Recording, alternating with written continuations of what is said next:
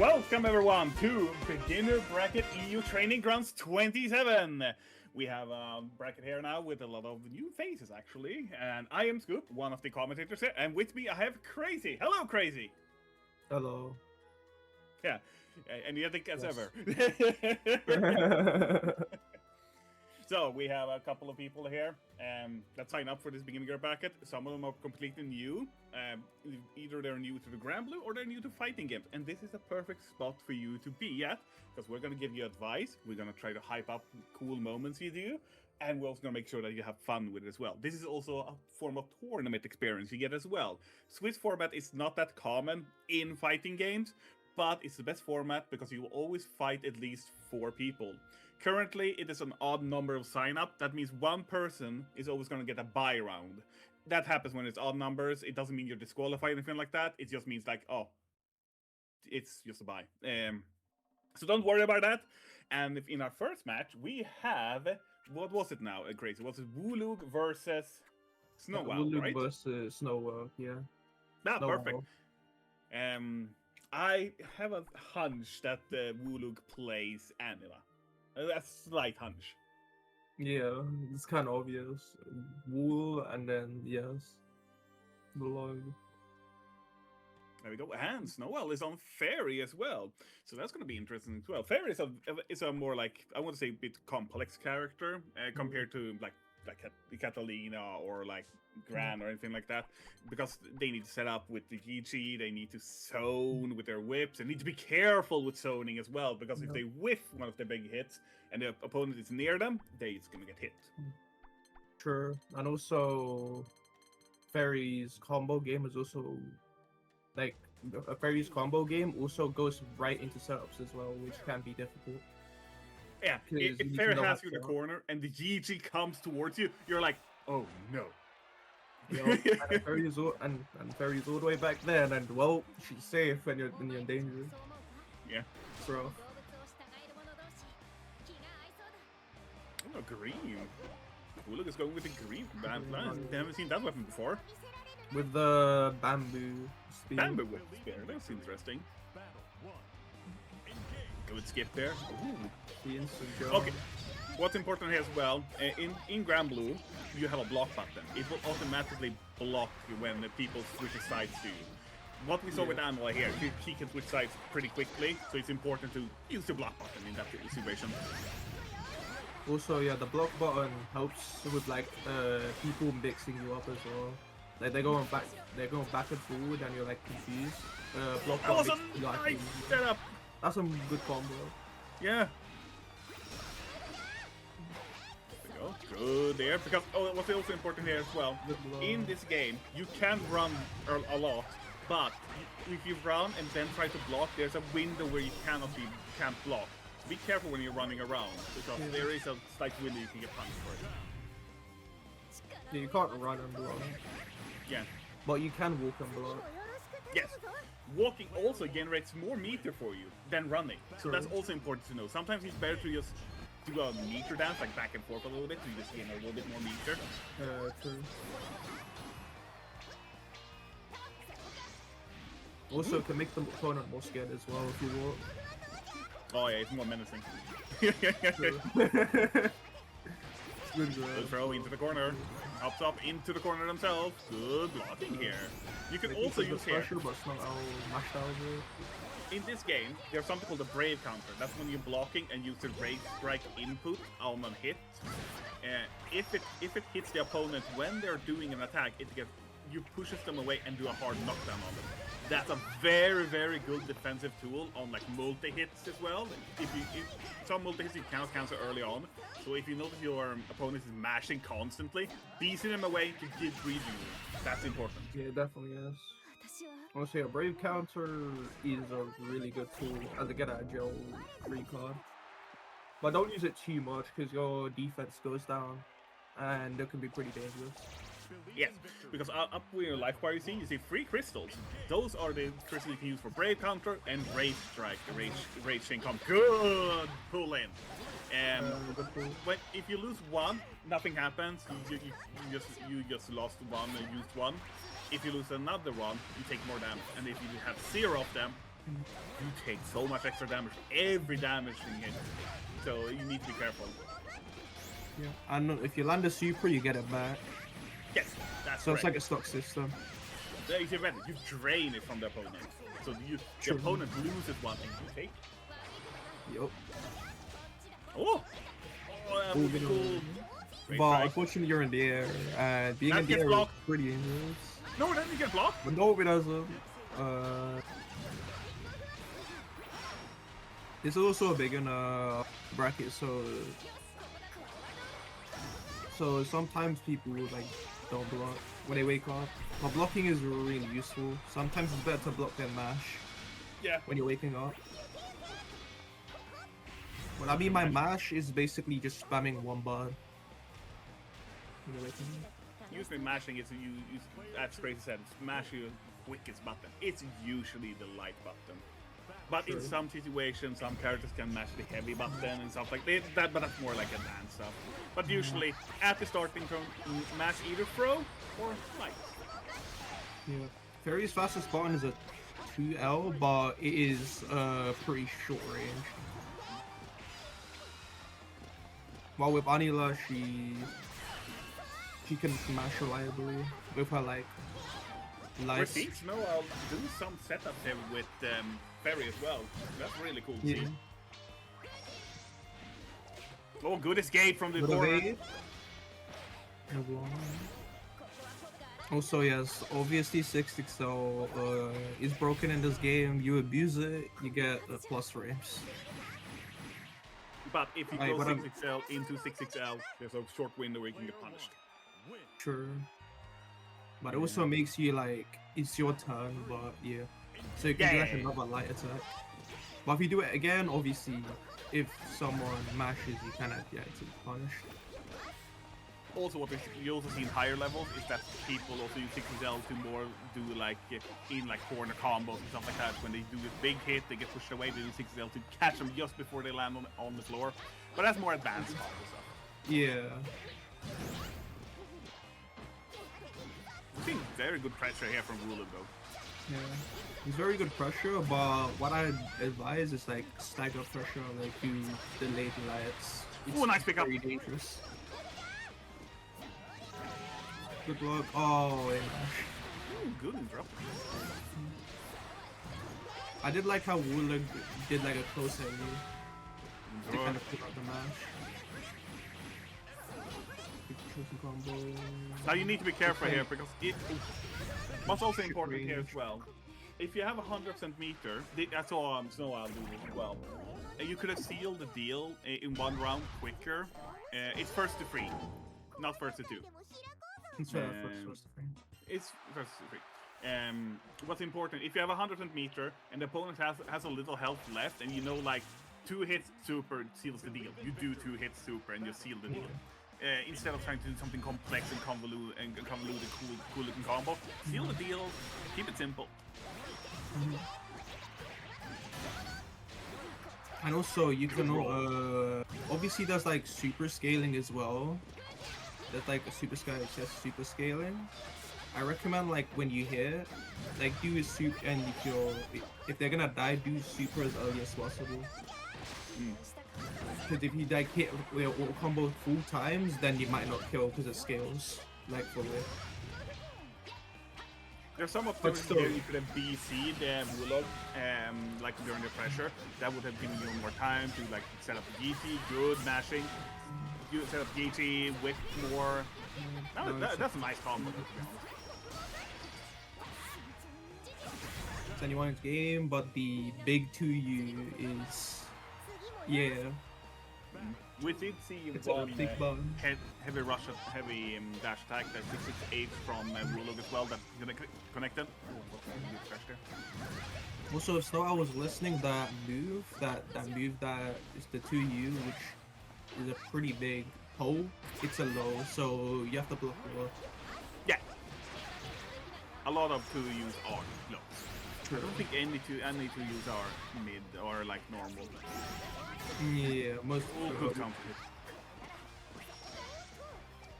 I don't know if there's exceptions, but yeah, nearly all, most like all just Multis are usually low. Yeah. Good GT. Yeah. GT is also a very good tool to stop people from jumping, or it's not like a hurt off. Yeah. Oh, it's gonna get fully punished though. That's what, yeah. I think the skills. Oh no, they dropped it. Oh, yeah. They did have like a super remaining to like do like a last ditch effort, but yeah, it's kind of hard to, as a beginner. So you block. Okay, time for some advice here then. The first thing we will talk about Snow Owl first. I don't know how much experience you have in fighting games, but what's important here when it comes to Granblue is that check out Brave Counter. That's going to help you against people that are constantly pressuring you. When you play a fairy player, when you play fairy, that's a very even more vital tool because fairy's defense is not that great. But that's typical of Zoner. Was also important as well. We saw you could set up GTs pretty well. You could like whip. You could also do pretty well like corner escape as well. That was pretty cool to see as well. But check out a little bit more like the Brave Counter. You will notice a massive change in your play style and that you have more control when you start using Brave Counter more. It is that good of a tool. As I said, if you do it when they hit you on blocking, it causes a knockdown on the enemy and it causes you to start whipping them from afar again. So it's a really good tool. Check it out. This same advice goes also for Lulu. Please use Brave Counter more in your defensive plan, because if someone is constantly pressuring you, which is gonna happen, Brave Counter is there to save you. Another thing I can say about Fairy, and I don't play Fairy that often, but I know that she has some nasty setup with GT, like set up GT and then she jumps and does a light attack, or is it the unique attack, which also can mess up. It's like that can mess up people. With Fairy, I also recommend using your stop sign move a lot, which is your neutral light attack, because that move is very fast, and if someone's approaching, you can hit them, then you can use your whip to like ground the opponent as well, and then you can set up another GG. Oh, it's your first day playing fighting games. Welcome to fighting games. My advice here to when you complete into fighting games, don't give up on fighting games. They will not give up on you. Even if you struggle, even if it feels rough, even if it feels rough, maybe depressing, or like you don't feel like you're growing or improving, you are, but you don't see it. That's the problem. That's often the problem people have. Is like they don't see their own growth, but other people see their growth. So keep at it. We're here in EUTG, or we'll gladly help you, gladly spar with you. Advice for Wulug. The same there as well. As I said, I'm repeating again. Brave Counter is really good. Also, what's really, really nasty on I can do is like you Brave Counter them. They are down. Ultimate Sheep Army. That's a nasty setup. Because even if when they block that, it does so much chip damage as well, and it locks them down. There are some characters that can avoid that and stuff like that, but that's more like advanced. But that's a really good setup. Brave Counter, Heavy Knockdown, send the Sheep Army, just to keep them at spot. Oh, crazy! Now I'm holding pedestal. What advice do you have to give Wulug? I would say to probably I'd say probably like use my brain is kind of foggy. I'd recommend like obviously using BC on like defense. Use 660 because the thing about Anila 660 is it's pretty big range, and I recommend poking more. And doing like instead of doing all combos like too much, I recommend mixing it up with like stagger pressure. What I mean by doing stagger pressure is you basically just use light attacks and then wait to like bait out mashes basically. And also, what's important in Anila's case, her 668, that's the heavy attack, Oh, yeah, which that like is. does a drop kick animation forward. If that counter hits, you have a full combo you can go from that. It is extremely good to fish with that because it also some characters cannot punish it on block. That's a also really with good thing. with Anila, if you're like spaced enough, you can just literally just spam that move. But you have to, yeah, you have to like test the waters a little bit. Like, can this player adapt to my 668 shenanigans or not? If they can, they'd be like, okay, I cannot use it so much anymore. I have to use it sparingly. Yeah, pretty much. If like something is working, keep on doing it. If something is not working, change it up. Unless you play a grappler. If they jump your command grab, they surely won't do it the 8th time in a row.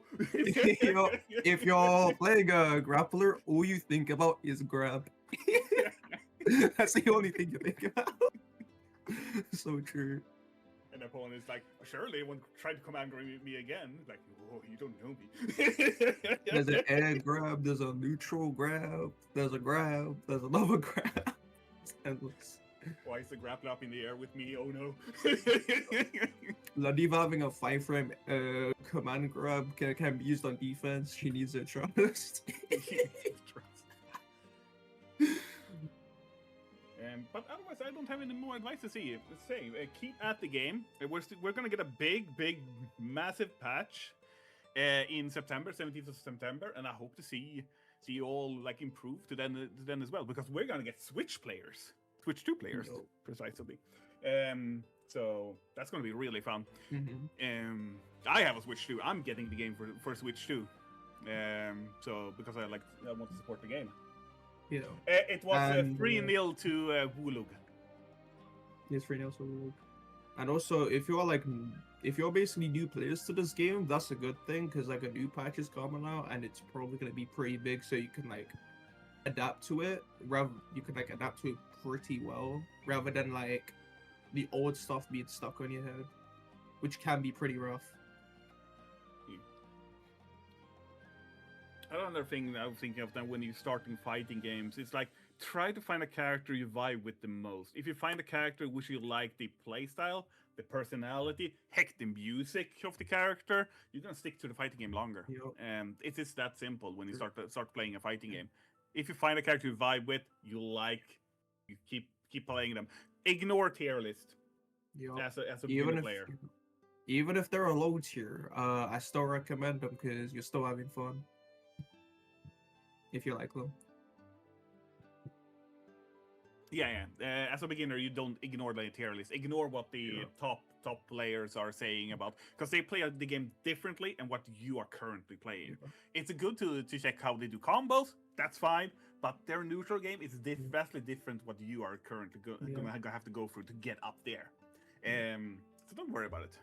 Yeah, the thing about tier list is mainly tournament level, so you don't really have to worry about it. In ranked, you don't have to worry about it as well, because people play kind of interestingly over there. If you play ranked, say hi to Rev. Yes. Say hi to Rev. Like, it used to be visuals, now it's Rev. Now it's Rev. That's why I don't play ranked as well. Rev scares me.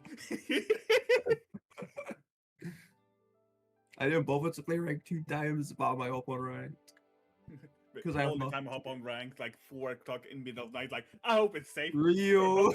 And then you go get Rev. Why?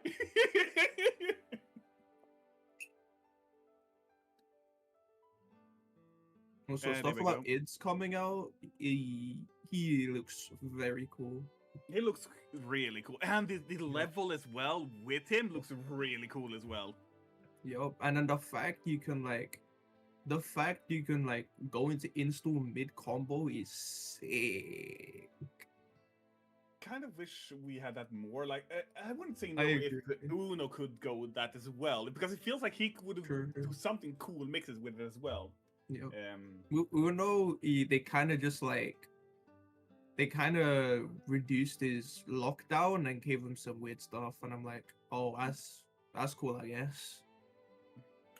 For people who don't know, an install in the game is basically you use 100% meter to go into a different form of your character. examples is like if you check out Vera, Vera has so-called an install. She goes into like her other form, second form, which unlocks different moves, different sometimes different frame data, different supers, and everything like that. That's called an install. Her install is like the classic install. There is other forms of install as well. Like Siegfried's install is I think he takes away a third of his health or something like that. Yep, and he gains lifesteal. He gains lifesteal, and some of his frame data changed slightly, and he gets a buff that does more damage. But it costs a lot of his health. Yep. Nier has an install as well. For those people who don't know, Nier is that little little girl with the avatar of death. When she goes into install, she has what is it? Almost like a death meter that cannot go down or goes down like slowly, but she can just keep wailing how much she wants, right, or something. The install is the HP. It lasts the entire round, and the HP goes down until. That's a day. I barely see it, so. Yeah. And Grimnir has an install as well. I don't know what it does. That's how often I see that. Basically, he can seal dash without seals. I'm surprised no one uses it. No, it's really cool. Because it's really cool. It's really cool, but he can always route into an SBA that does max damage because it's linked into and not cancelled into. It just shits out so much damage. He's SBA nukes, so there's not really a reason to go install. And Uno has an install as well that makes him able to he gets 6 or 7 or 8 or gems, rocks around him, and he can press a button during combo to go to keep comboing in. He can also then combo out of a throw, I think, if I remember correctly, as well with that. I wouldn't say 2B has an install, but it doesn't do anything. It's just fan service. 2B, it's not really an install. It's more like she explodes, and then fan service. They should outfit change. Have I missed anyone with an install now? I feel like I missed someone. Fairy has an install. No one uses it. Fairy has an basically, she can cancel her normals with the install. But you do so minimal damage, though. It's like it's kind of pointless compared to other stuff. We said Grimnir already. But that's a typical install. Installs in this game is often not worth doing, but it's good to, if you're trying a new character, check out their install just to see how it works. On Vera, you install. On Vera is brokenly good. It's most of our game plan is to get to install, so that's why. Sure. Unless if she cashes out, where she knocks down and stuff, go into install, I can actually win the game, and then just yeah. Her uninstall SSBA is unhinged. It's so unhinged. Yup. So depending on your install, what does a CF install do? I have a mirror image or something like that. It's I guess a mirror image. What he can do is he basically can hit he's single hits turn into multi hits. Yeah. So if he uses his install, when he presses when he stagger pressures, it's actually just unescapable. He could just press it, and then you just kind of have to hold it. It's useless. It's useless, but it's pretty cool. All install really cool, but they're useless. Yeah, they're niche or useless. Unfortunately, except Vera's. Except Vera's. Uno's one used to be good, but now it falls into that category as well. Yeah. I hope next patch they make installs look cool. Uno's was very good on 0.1. It was really good. 0.1 when they crashed the game combo. Oh, it was so good. Oh yeah. I remember that. It was install, do low into overhead and would crash the game, something like that. I don't know. It's something like that, and it just completely crashed. I think it's on one tournament that said do not do Uno crash combo. You just get disqualified.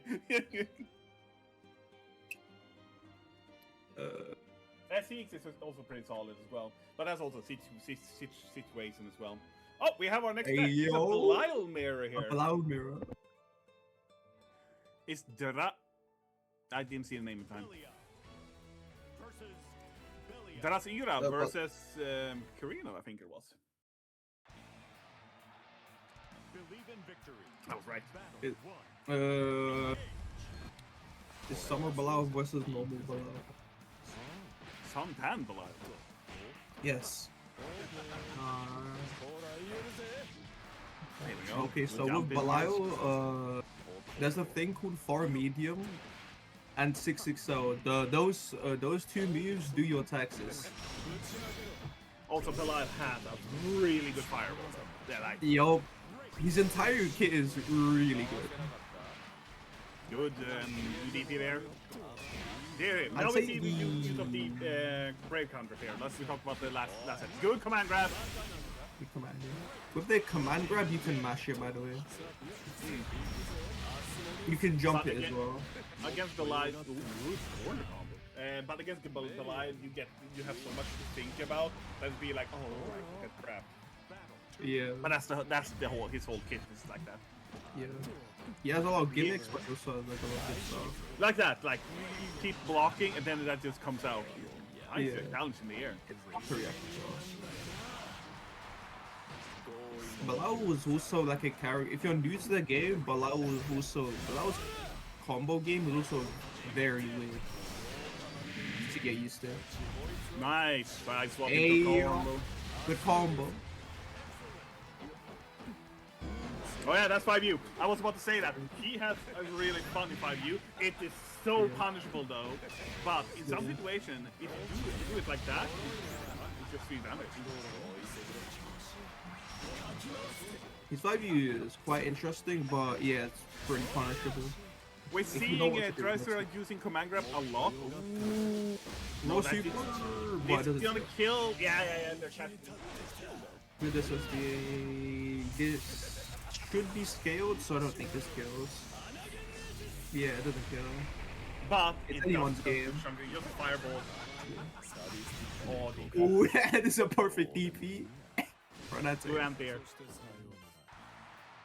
But yeah, what we're seeing with Dressler is they're relying a lot on the command grab. If Karina can like react to the command grab more or like jump, they can punish it more. And so that means Dressler has to change their game plan, but he doesn't have to change it right now because it's working. Jump in. Also, if you jump the command grab, Bilal kind of stays in the animation very long. So you have like all the time with the ward to like hit them back. There you go, 5U. Good 6 exam. This is a full combo. It's gonna go for a super as well. You strike into a super, right? Yeah, there we go. This kills. Oh, that was an actually pretty advanced combo for Megan. That is that's a typical like bread and butter Bilal combo. Bilal combo. Yeah. It's a Bilal combo but with a bit of sauce. Good, the fireball. It's like sucks the opponents closer into good throw when wake up. There we go. That was a command grab. Command grab.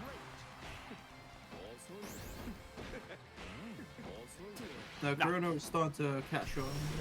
Yeah. This is why we play first to 3 because you can adapt your opponent. You can like see how their game plan changes a little bit. Good mashing. It's 1-1. That's cool. It's pretty much anyone's game right now. What's also important here as well, always Belial is one of the characters you have to check their meter usage as well, because their 5U animation can look like one of their ultimate skills as well. So like you have to keep an eye on their meter, because if you think it's a 5U and you try to punish it or anything like that, oh no, that was one of the U skills. Because what's about command grab, it doesn't flash blue until he pretty much grabs you. Yeah. But his meter goes down beforehand. So if you're not paying attention to that meter, you're most likely gonna fall for it. Unless if you're jumping it. seeing Karina adapting very well to Dreiser's game plan right now. Definitely. He's gonna have to adapt a little bit here. Good. 667 to far medium. That's a Balau classic right there. That's a 5U. Good walk back. Oh no, you were too slow there. Yeah. When he shrugged, that's when you hit them. Also, you're using like Balau as well, so if they shrug, if you want to react in time, you can use his far heavy because it goes forward a lot. Like on the first hit and then cancel, because on the second hit you can't really combo after it. Go back to like neutral. Nice. We're seeing a lot of like going back and forth to avoid the wake up on throw. Really good. Oh, that was close. The rare moment of 6XL whiffing, you never heard of me. Good side swap. Oh, Good command grab. My good grab. My fault. Okay, yeah, it's a grab simulator right now. Yeah. 2-1 to Korean here. Believe in victory. Battle 1. Engage. Good jump in. No challenge here from Kurino.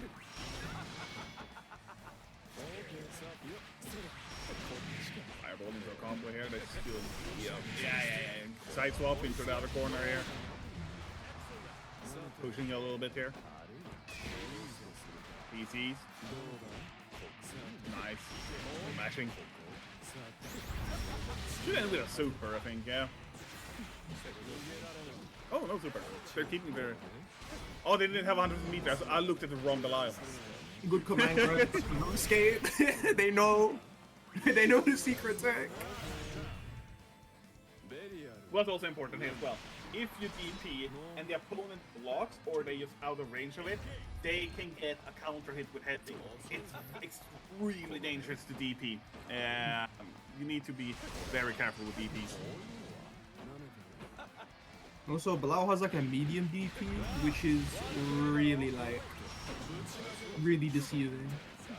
Because it looks like it's punishable, but it's not. The only DP that doesn't have the critical hit, the counter hit thing is the ultimate DP. Even if you punish it, it doesn't get the counter hit. Yeah. Nice combo here from Viscera. No problem. I know that Balau's DP is has pretty fast recovery in general. Ooh, nice match. A good block from Droza. I think Vresa playing very well now. Good. Fireball. Kurano was close on that 6XL, but did not do a move after. I think that was that light or a medium one? I'm not sure. Nice corner combo. Bread and butter. Uses all the meter. They are now in throw range to lose here. Okay, now they're jumping around. Perfect as well. Perfect. On to final round. Believe in victory. Final game. Let's see who takes it home on the winner's side.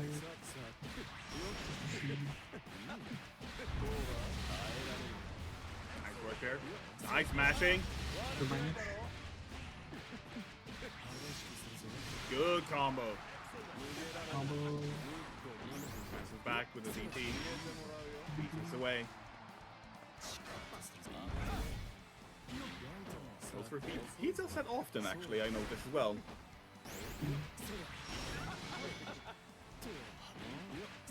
Nice. Ooh, good close heavy. Oh, roll race strike! Oh my god! You could have BC'd that to get away. Roll race strike hit. The Raging Strike hit, but they had like a crystal left, so they could have used BC. Yeah. And they had like 100 meter. They could have done something with it. Dreiser is on set point here as well, but we see Karina's fighting back. Yep. Good command grab. We haven't seen Karina use that heavy command grab that often, so now they're weaving into that as well.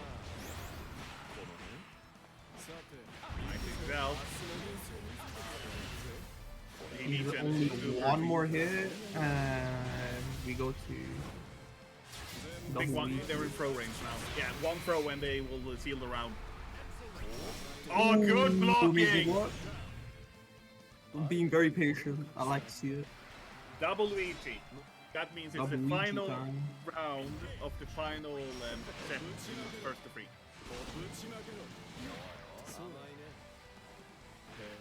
No, doing 6XL as an anti-air. Remember, you can also anti-air with the too heavy, Yeah. down heavy.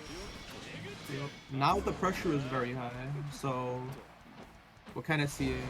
Oh, we're seeing Yep. Okay, this is anyone's game at this point. Oh, Ooh, good shoot. Good don't back get there. enough heat for this one, but they're in a very good spot here. Not a very good spot. Oh, Oh, yeah, no, Rusty. that's a deep This 6XL. one's No, scary. that gets punished.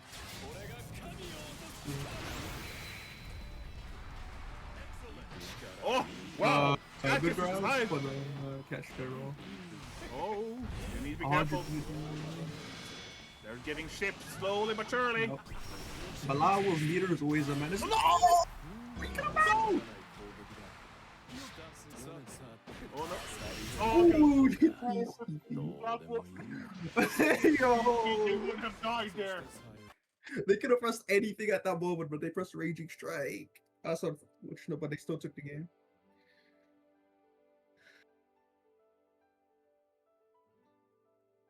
That was was- pretty neck That and was neck. down to the wire. Like, that was Yeah. really down to the wire.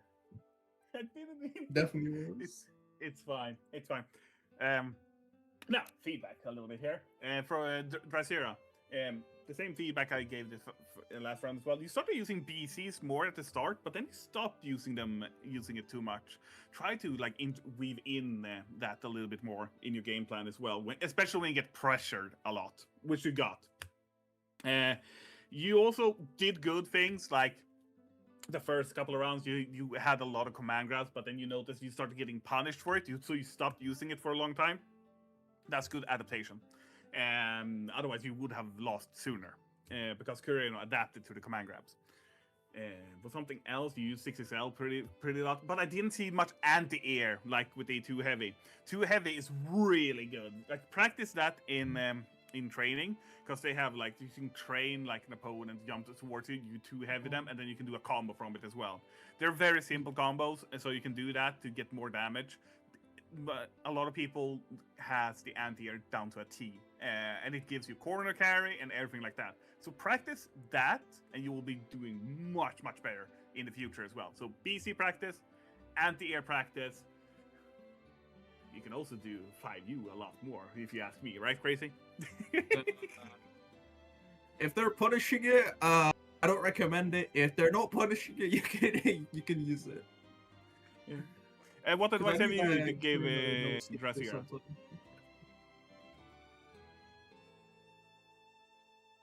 Yeah, Karina won. 3-2. Yeah, Corona Eh, one. What, Crazy, what advice do you have to give to Dracira? I will be honest, they played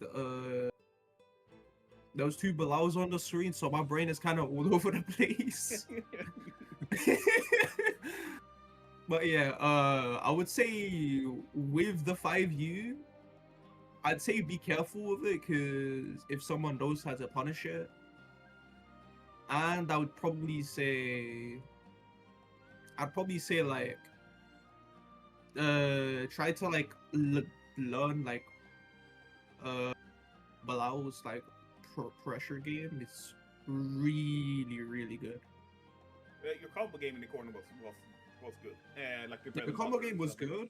So that, Bilal's pressure game, it's like it used to be straightforward with like 2M plus frame, but now it's kind of like this is kind of like spacey like with like far medium, far heavy, and 2M. Those three moves in the corner, if you have your advantage, definitely use those moves. And on defense, obviously the 2M and DP and your 2L. Oh yeah, and also the thing is with Bilal, Bilal's 2L is a 5 framer. It's really good. I definitely recommend you using on defense. Also now for Karina's advice, I think you were a bit rusty. That's why you were struggling a little bit at the early fight, because I've seen you play before. I think you were having a little bit of a D-rust against a mirror matches are tricky because it's like, oh, they're doing my shenanigans against me. Oh no, so it's a bit trickier there as well. You had good combo game, so I know no notes there from me. What you were lacking a little bit was like at the start you were getting overwhelmed by the command grabs. So quicker adaptation to your opponent when the opponent is overwhelming you. It's my advice. Like use BC, use DP when you notice them constantly pressuring you. Try to like figure out their game plan a bit earlier, and it's gonna stress you less. You're gonna have less of these close matches if you can like analyze what the opponent is doing quicker, because that's what you see. What other people are like. Their game plan is this and this and this. Okay, then I have to do that and that. It usually takes a round or two before you get what the other how the other person is playing though. So I don't blame you for that. Otherwise, you use BC pretty well, so I have nothing other than that. What about you, Crazy? Yeah, I think Hirano did play pretty well. It's just I feel like they got mental stacked by like their own character. I feel like, because obviously the barrel match, you're going against your own stuff, can be rough. And they were falling for like the Bilal shenanigans like a lot, but they adapted to it pretty well. I feel like they got mental stacked, which can be pretty rough. Which training while doing the mirror match can be pretty useful, because you can also learn different stuff as well. Okay, it's Kamis versus Dark Kitsune. Kamis versus Dark Kitsune.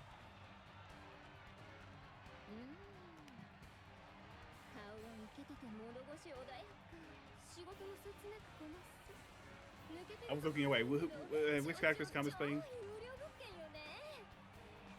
Probably Siegfried. Kitsune is playing Kitsune. Oh, Siegfried, yeah. Yep. Siegfried is a nuclear bomb character now. He does a lot of damage, while Matera has a lot of zoning stuff. He does a lot of damage, yes. He's also a character that can like soak a brave counter hit and then punish it as well. But that's required a certain setup. But we see Dark Kitsune, who has been playing beginner bracket for a very long time now as well, has switched to Matera as well. So they're good block. Oh, they could get that close heavy. That's unfortunate. Yeah. Good blocking. This is like a lockdown zoner versus like a one-hit big damage character. This will be an interesting matchup. Ooh, good overhead. Should seal the game, right? Yeah. Yep. Yeah. Raging strike, raging chain. That is called dunking. Basically, you spend all of your resources to like seal around because you know it's gonna be sealing it. So because all your crystals get reset after each round. Oh, I think that was misinput for him. For me, I blinked and then Kambi's bravery point kind of just went away. He did race like twice in a row by mistake, I think. That's unfortunate. Yeah. So now you see that he's gonna take a lot of extra damage now, even on ship. Ooh, good stop. But they have the HP advantage right now. Oh yeah. So if they don't get hit, they're fine. They're fine. Yeah, they're fine. If you don't get hit, you're fine. Basically, Kamis became Avatar Bilal there for 2 seconds. Now, for people who don't know, I'm gonna explain a little bit of Siegfried. Siegfried's unique action, good opening, good combo, good opening, 5U. That's his standing unique button. He pays some of his life to get a permanent damage buff. It stacks up to 3 times. It resets every round. So you might see some Siegfried players get a throw or anything like that, or hard knockdown, just to press that button to get that little more damage in.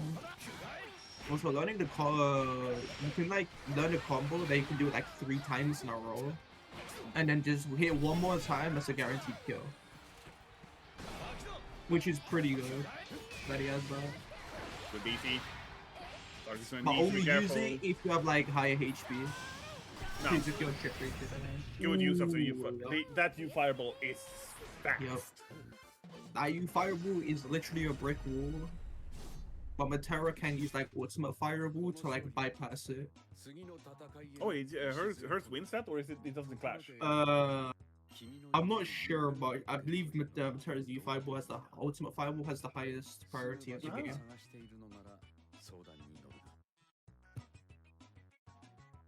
Weird. Okay, what's also important here as well, if you had a rough match in a set, you are allowed to go back to the lobby, take a couple of moments to breathe, and then go back to the match again. That's important. Do you do that on Pro Tours as well? They go back to character selection, take a couple of seconds, and then go back. That's fine. You have to collect yourself. Believe in victory. Battle 1. You gotta get clear mind again, which is really important in these games. And with Matera, you have to be like very clear-minded to do like shenanigans. Fighting against Matera, that focus a lot on zoning as well. It's bullet time. Yep.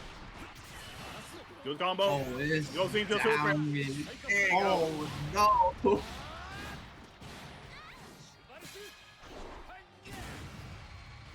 God damn it! Oh my! No, they missed it. Hold up. Good wake up. Possible. Ultimate fire. You Ultimate butterfly. Oh no, match. Oh.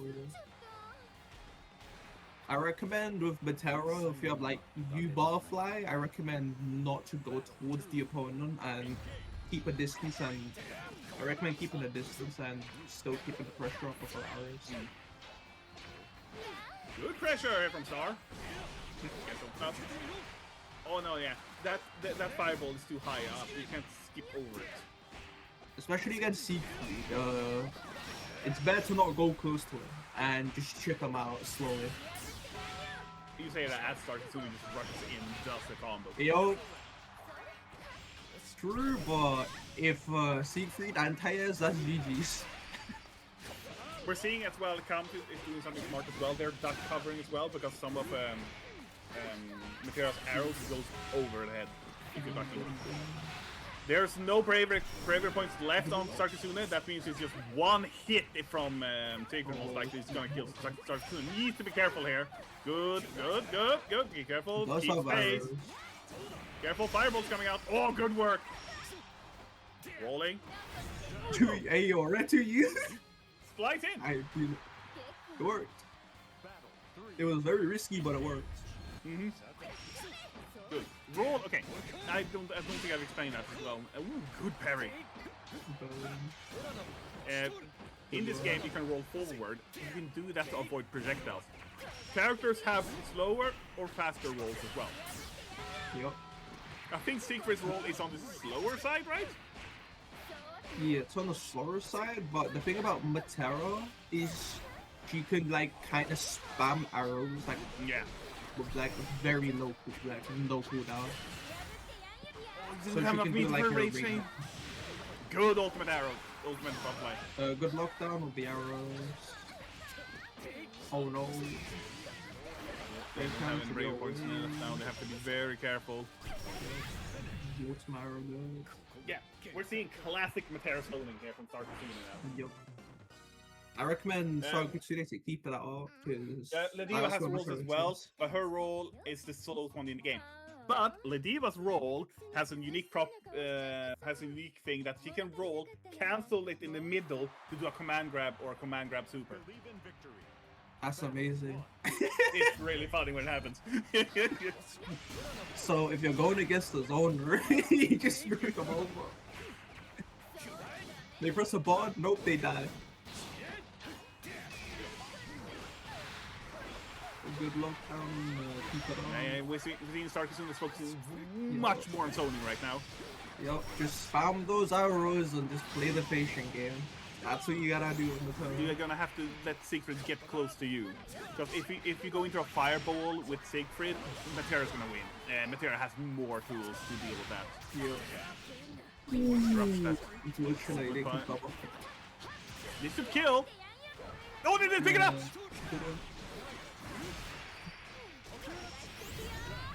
Arrow. Oh, dude. Now, for Kamsi in this matchup is patient play. You have to walk block, walk block, walk block. Or roll as Also, well. if you walk, Against- you get meter. And if you get meter, you have a thing called Ultimate Fireball and Siegfried to kind of help you out in the matchup. Also, if To you're get in close. good range of it as well, your SBA is still also... It's not as good as before, but it's still, if you're in pretty good range and they use an ability that has a fairly amount of recovery, you can use it and just get in on them and do a nice chunk of damage. Oh, that's it. Oh yeah, Matera's ultimate He did. arrow does win that. He can still do Siegfried, yeah, he can still do his SBA, but he can't do it like full screen anymore. No.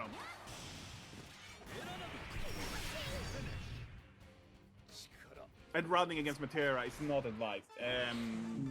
Because of what we said before, it's like when you run, you have a certain moment you have to go back and block. Walking is better. You're Siegfried, you have more health than normal than most people. So you can use walk, you can jump. Matera's anti-air, like the normal anti-air, the too heavy one, is not that good.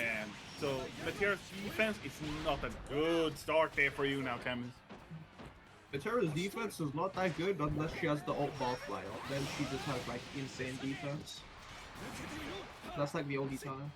She has like butterflies up. If she does not We're not- butterflies up, her defense is bad. We're not counting. Oh, good, another command grab. We're not counting Brave counter in her defense plan because that's a universal one. Good, we're seeing them getting in there. She also has Far Light, which is one of the best Far Lights in the game. So her defense is not too bad, actually. Oh, that's Anyway, unfortunate. that is the anti-air. It's not that good. Yeah, the anti-air can be air block. It's not good. Oh, that. What should I hit the BC just with? Again, it went. Oh no! Good now. This is We're, wrong. we're seeing Kamsi adapting now. Insane VC baits. And basically, against this goes in general against soldiers in any fighting game. If you are in, you just try to stick in as much as possible. You just don't want to get out of it. There, you want to be on their face constantly. It's 2-1 to start Kitsune. It's actually 2-2. You can start Kitsune back off. Oh yeah, they went back to the lobby. Yeah. Sorry, Yeah, sorry. 2-2 now. 2-2. So double Luigi chance, possibly. Maybe.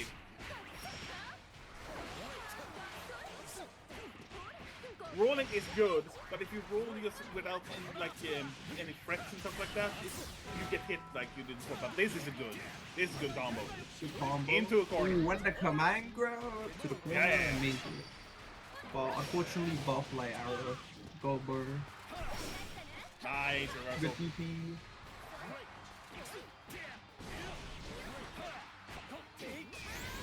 There we go, beats him away. Nice jumping! Not a beater though. It is one kill with the basketball. Okay. Set it up. She can use an ult buff light. Oh, the skills! But yeah, the 2M is really good on Siegfried. Can catch people. Set point here for Camus. Oh, with the 60 the 60 spell. We're seeing Oh, Star do that often. Like they get a hard knockdown, then they set up the arrows, so they have the Secret has to wake up blocking. Yeah. Start here. Nice reversal. They set it up, but Kami's gets still sometimes finds a way to get out of it, which I feel like Star can improve. I'm just gonna go into the corner, into a delayed fireball, into a throw.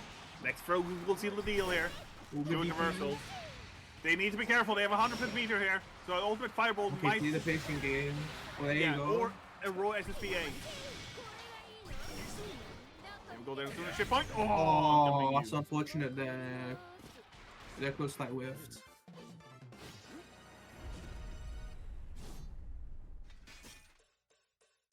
Good set.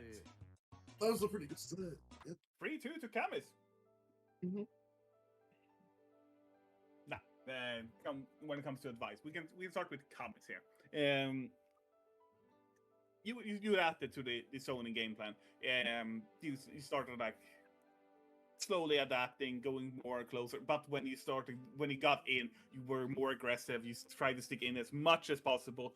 Try to be outside of the brave counter range a few times, and then you just go back right in. And then we saw that you did that several times as well. You tried sadly to do a fireball fight against Zoner. That doesn't work. It works against Fairy, I think, because she has a different type of zoning. Yeah, she has a more physical rather than like this. She has more jointed rather than disjointed zoning. Yeah, but against Metera, do not try to outzone her. It's better to walk up and hit her with your giant sword. Use the fireball for ship damage or like to combos. I'd say that like with the zoning, with like the zoning game, with the alt fireball, it's kind of a different story because you could just use while Metera is using her projectile, you could just use ultimate fireball to knock her down. But that's also important. That's also keep an eye on Metera's meter as well. If she doesn't have 50% meter and you have 50% meter, then alt fireball is going to be really good. But as we saw here, the Metera alt arrows, we just went through it. We just went through. It's like pretty situational. And I recommend walking mostly and then blocking. Rolling against Metera, I'd say is pretty risky, but around this level, you can get away with like a lot of rolls. Yeah. Also, your SBA, if you're gonna have to go to the lab, the training lab for this. But if you get the distance down, like this will hit her when I'm in this distance and this way. SBA can be used as a get in tool as well. It does damage. They drain an SBA, but you're in as well. So that can be used as well. It's 100% meter committed for it though, so it's very situational. But it's good to learn the range of your SBA. Yeah. So it's very important. I'd also say like another thing with Siegfried, this is pretty recent, where like he can now like 6xh in combos for like extra damage. Incorporating that in would be pretty good as well, because it does more damage than a close heavy. I don't have to. Okay, they asked. I don't have to be worried about ship damage. Not early on. No. Siegfried has more health than other characters. He is third most health character or something like that. Third or second. So you don't have to worry about that so much. You have to worry about ship damage when you're at blue health. That's when I would say like you have to be worried about that. But otherwise, no. It's slow and easy wins the race usually, because again, when you got in, you did a lot of damage. So that's fine. BCing against Metera is tricky. They only BC when they're in your face, basically. But in some situations, you want them to be in your face because that's when they can make more mistakes and you can punish them. That's more like flow of the battle type of thing. Now, Star Kitsune advice as well. Against Siegfried, he has long hits. Like he has long range. What I saw on defense is that I think you try to mash a lot instead of just wake up blocking. It's okay to wake up blocking and just BC. I am also poor on defense because I play the diva. I just want to grab people, but I know that wake up and blocking is often the better option than wake up and smashing a button, because we saw Camden almost always when you woke up he was hitting buttons. So it's better for you to wake up, block, see if they do something, BC, back to zoning. You can even just block a little bit extra and then see like a gap and then you can press a button. Because if you wake up, your most recommended thing is definitely blocking. And then like you can either see what they do or you can just BC it. But I'd also say be careful if they do like a close light and then they kind of just block, because then like they can BC a bit. Yeah. Otherwise, you're starting to set up new butterflies better than you did months ago. You're starting to like zone better and everything like so. You become Yeah. that's a Ladiva. That's Ladiva. In a moment, Ladiva's on screen. Everyone's like, yeah, monkey grappler brain. yeah. Yeah. With With Matera, yeah. I also recommend I recommend incorporating I recommend like locking down the opponent first and then rushing in rather than just rushing in like raw. Because Siegfried, if he catches you once, he kind of just kills you. He kind of just nukes you. Okay, Camps is on screen again. Believe in victory. Ladiva. I think this is King. Yeah, this is King. Okay, what's important here as well, this is a completely different matchup than against Matera. Now you're playing against a grappler with an extremely quick command grab. So you still want to be in here, but in this fight, fireballs are very good. Fireballs are a must. And keep your distance. This is a social distancing matchup. Good DP, yeah. If you see Levi in the air, you try to punish it either with a DP or with an anti-air.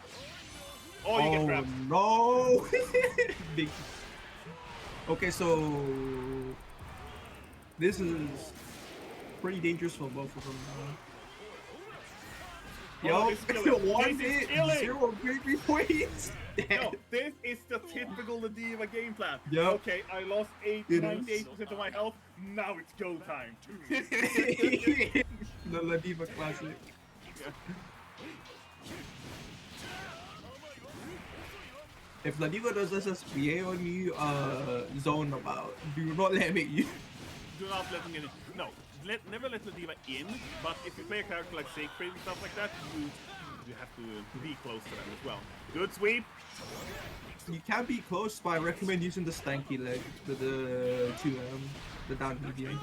You two also have a command grab. That's fashion! Okay, there's a special, I'm going to talk about that later. Good sweep. Oh, this is going to get punished. Oh, this is getting fully punished. I think I know what they're going to do. Oh, no! No. I'd say. Okay, you should use the fireballs in this situation. It's going to hit. Oh, he spot dodged it. Oh, he didn't punch in time. To you. I'm not really seeing light command grab from King. No. Which I'm kind of surprised about.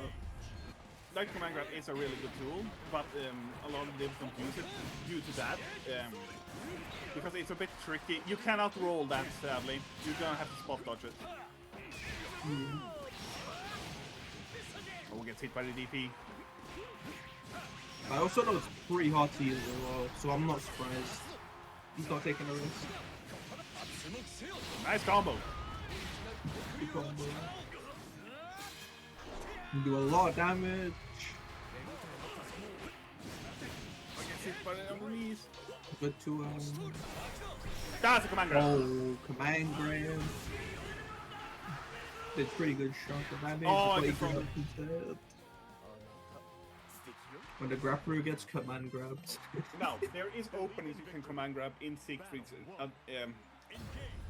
aggression as well, but it takes time to learn that, and you have to do mistakes. You can headbutt that. It's just a fickle timing for it. Good sweep.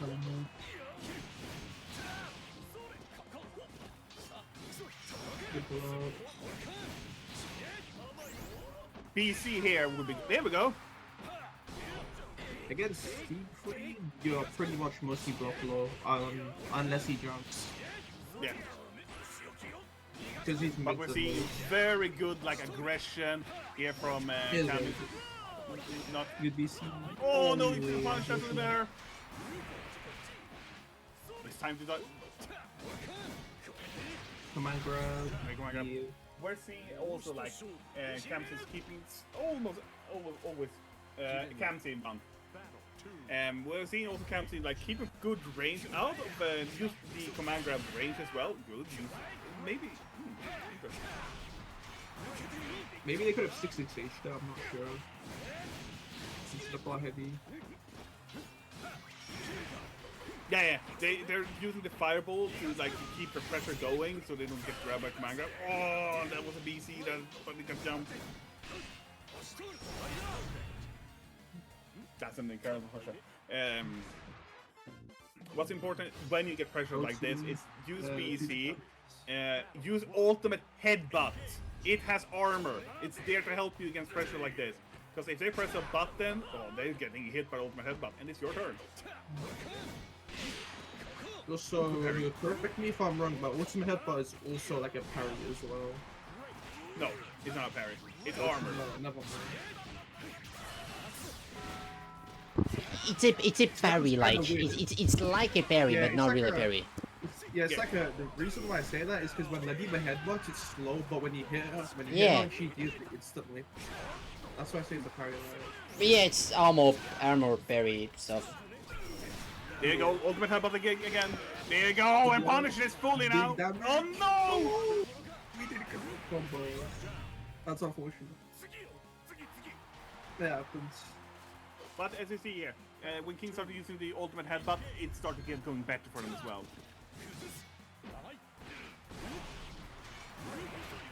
Oh, he's for fireball. Oh, there was an opening. That's definitely opening there. Oh no! They used the wrong one. Oh, good sweep. Nice. This goes into a. Oh. Nice. Good patience play. Oh no. Oh, okay. Okay, good. Corner combo now. Solid Diva combo. Good match.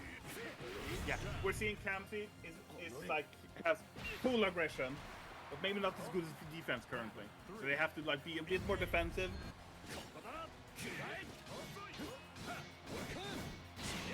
Oh, nice lead. That was definitely an opening there. Kami's win.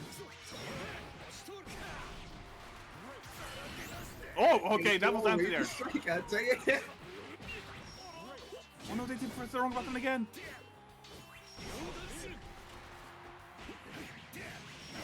Gonna be a super hair ending. Yeah, it is. Drain another DC. I'm not sure if this kills. It does. Kills.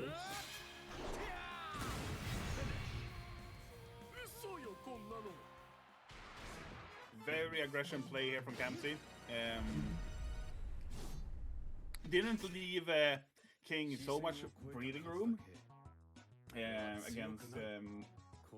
It's 3-0 for Kamsi, so that's it. It's done. Yep. Now, when it comes to, we can start with the King, the Diva player. Kamsi was very aggressive there. He was pretty good like keeping his openings like secured by fireballs and such like that. But when he started using the U headbutt to just like cancel most of those stuff out, it started going your way. You can also use BEC a bit more as well. Wake up crouching as well, because you woke up a couple of times, I think, but you got hit on your feet often. So wake up crouch blocking is always a good option unless they're jumping. And once you got in, we saw you did plenty amount of damage. I think you also butterfingered the air command grab a few times as well. It happens to everyone. So don't worry about that. So BC a bit more. Sweeping was pretty good as well. And you started blocking the TP as well and started doing more and more damage towards them. So that was really good. But it is that match is tricky for Ladiva as well. But ultimate headbutt is there to save you. You can also use headbutt if the secret is going on like fireball war. You can just headbutt them away to gain meter. It's a tricky timing for it. Spot dodge the fireballs works as well. So that's about my advice there. What have you an advice for King? I'd probably say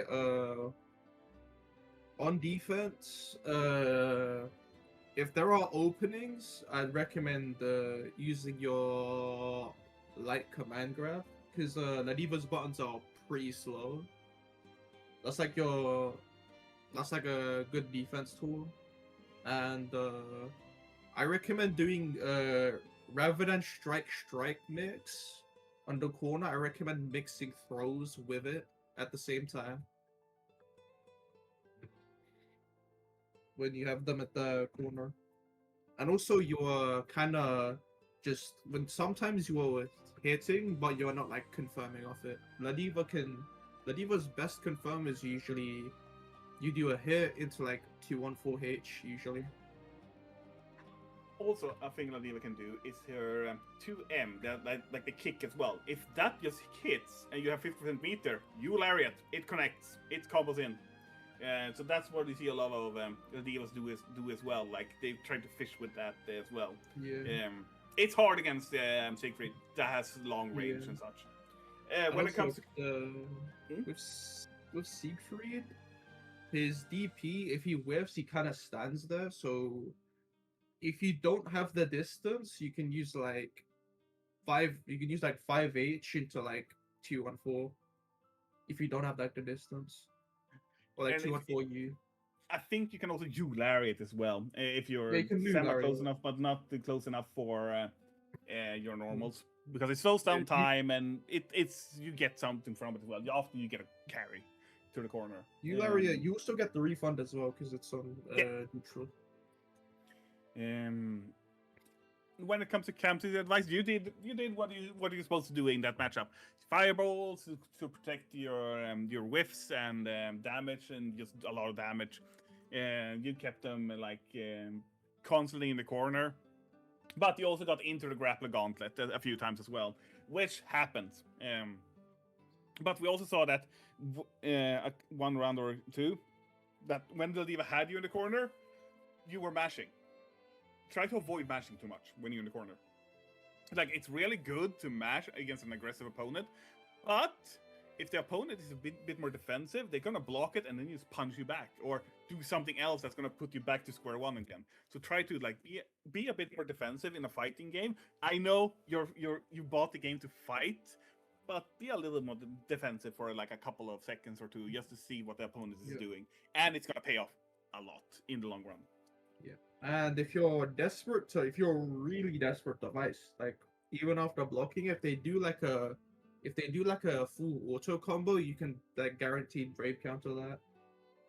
Now, also when it comes to against Ladiva as well, if you wake up blocking and you notice Ladiva is like 1/2 a second just standing there, jump. Yeah. Otherwise, you will get command grabbed after that. Because they're waiting for the throw protection to wear off when you wake up and just command grab you. So jumping is really good against Ladiva if they are command grab happy. Yeah. So, and that's also a general advice against Ladiva as well. If you're passive against Ladiva, you have lost. You can't be too passive against her. She will grab you, and then you're back to square one again. The jumping against Ladiva is usually the best. You can like backdash, but again, Ladiva can press and just get it. Backdash has throw-in. Backdash has throw-in vulnerability, but if you backdash, Ladiva notices it and just you lariat, you get hit. Because it slows down time and everything like that. Yeah, Ladiva is a grappler.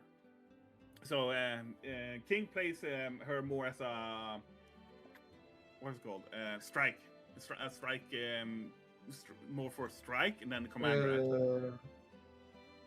It felt more like a strike. I didn't see too much command grabs. I saw 2 or 3 command grab, but those seal the deal. Yeah. So there is you can play Ladiva in several different ways. Like some people play more on strike things, some play more on command grabs, and some like to mix and match each round as well. So just be aware of like if you face a command grab happy Ladiva, jumping is your friend, backdash is your friend then. That's about it then. I don't have any more advice to give to these 2 people. Do you have any advice? Not really. Kami's played pretty well into the Ladiva matchup.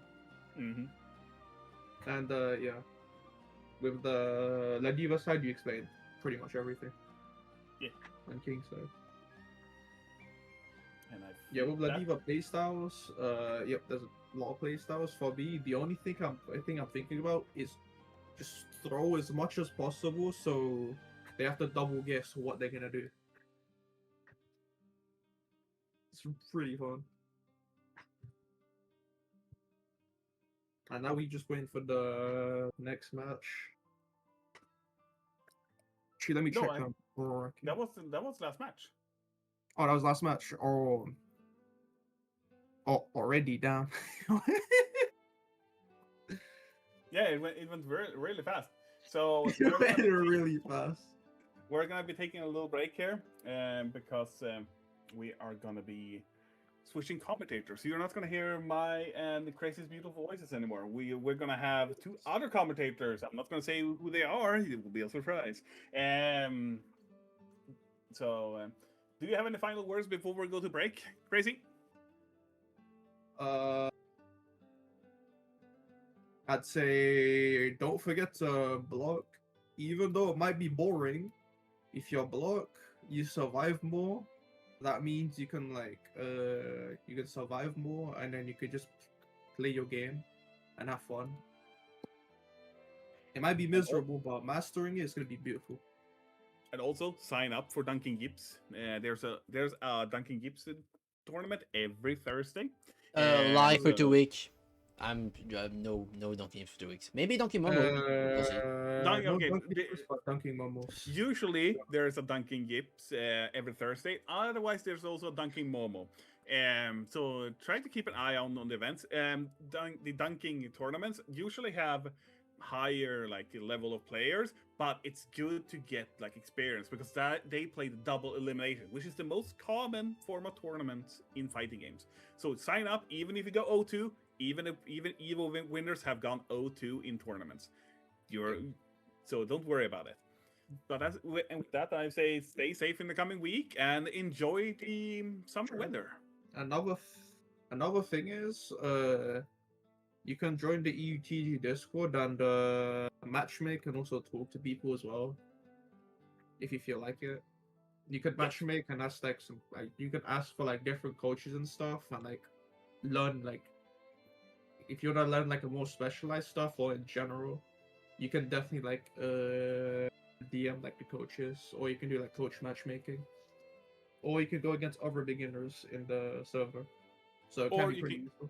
Or you can just play fun, casual Lunalu games. Yeah. Sometimes it's a palate cleanser if you had a rough tournament, or you played a rough ranked session, or had a rough day in the game. Asking someone who just want to do some shenanigans Lunalu sets. Lunalu, if you don't know, it's a random select character in the game that selects a new character each match for you, off the whole roster. So I recommend playing Lunalu if you need. No, the stream is not ending. We are just switching commentators. We're taking a little break while we're setting up the top 4. With that, stay tuned, and new commentators will come, and you will see a very impressive top 4. Good luck on the players. Good luck to you.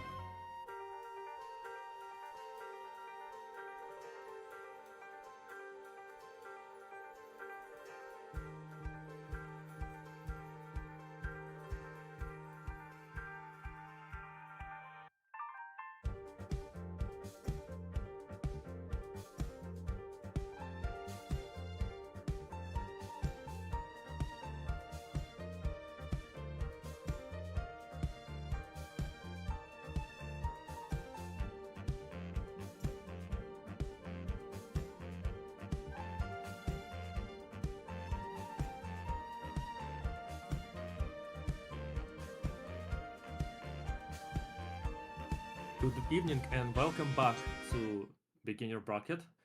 We have top 4 now. I'm Unlimited Fusion and with me today on commentator slot is Sikar. Good evening. Hello, good evening. Glad to be back here again. Got a slightly smaller bracket this time than usual. But it's still good to see some completely brand new players still joining in. But now we're just going to go ahead with the top 4 cut after the Swiss rounds that we had earlier. Yeah, we have some new names, some familiar names. For example, both Kurene and Star Kitsuna is quite often in this bracket.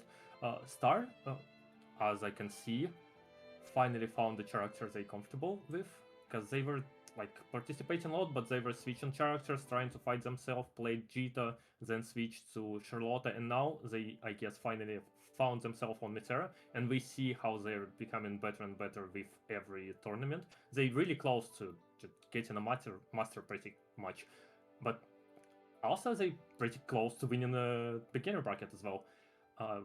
They both, Star Kitsune, not Kurena, and Kami's gonna play their first match in a winner part.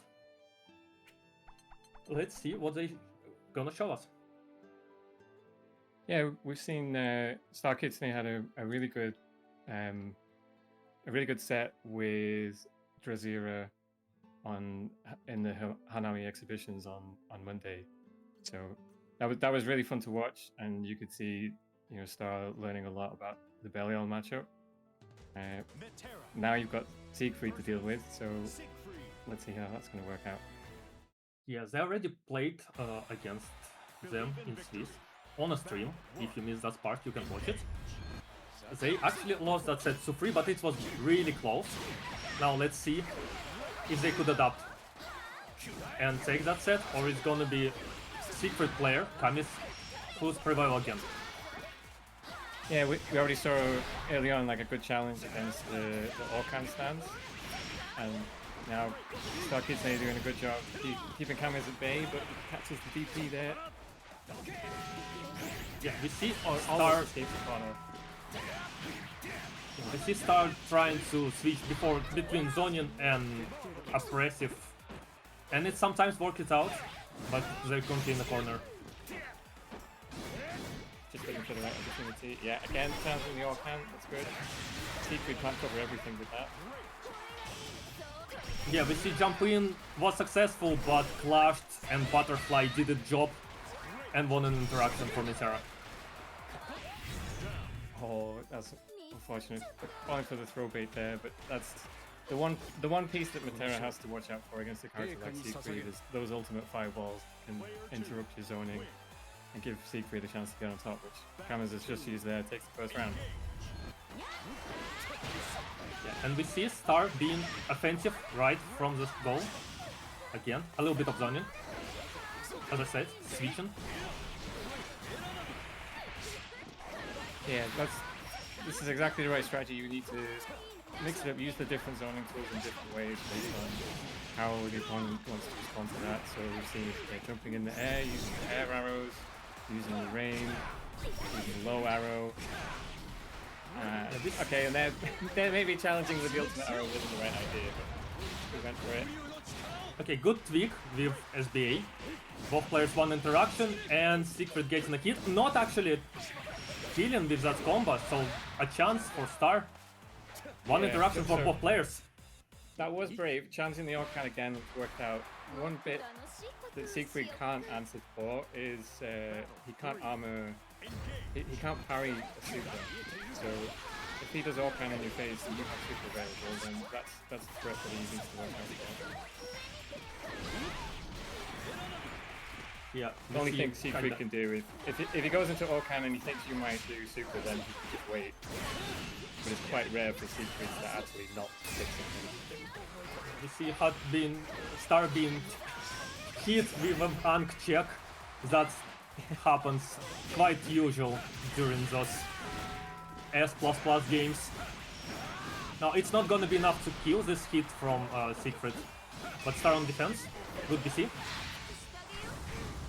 Probably misinput.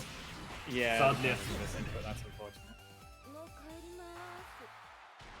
But that's okay. Sometimes you just have to put yourself back up off the ground and say, okay, that was a mistake. Doesn't matter. Let's put it behind us. Go next. Okay, now back to Zonian game. Good roll, gets a hit. Will put Kitsune in a corner. And a good counter hit, but actually it drops combat. Yeah, that was a bit rough. One thing definitely to watch out for is the zone. If you're going to shoot a projectile and it gets jumped over, Mitara's in a very fortunate position in the current version of the game where she can often shoot an arrow and jump over it. She still has time to block, but she doesn't have so much time that she can still try and press a button. So you have to be careful in those kind of situations. Yeah, and now we see Star being much more aggressive, much more spammy with arrows and butterfly, and it works. And he's winning a round. Pretty much just from Zonian. Yeah, going for the revenge there. You gave me the old check, I'm gonna try it back. Unfortunate roll from a secret player, getting counter hit. Back to full screen. It actually just runs. Okay, back to obstacle course. Yeah, it's, you know, Secret has the extra health. He can afford to play this patiently. He doesn't have to always try and bulldoze his way in. Yeah. There we see the strength of Mitara. Really likes to use this Zephyr jump in and mix with high-low. It works like quite well. People not always expect Mitara to go in, and as we can see, in this situation, Camis also did not expect Mitara to go in. Got hit with overhead and lost a round. A game for Kitsune. Exactly. It's, you know, there's a lot to think about when you're just trying to deal with all of these arrows. Mitara can hop at you. It's much faster than a normal jump. If you're not already watching for it, it's already too late. Now she's in your face and she's doing pressure, so it's a really good tool for Mitara to know how to use. And then she can do hop forwards, hop back, and start being tricky with it as well. Yeah, another successful jump in. Star have health advantage, but there is SBA on the secret side. Let's see if they will be able to maybe implement it or just die. Which just happened.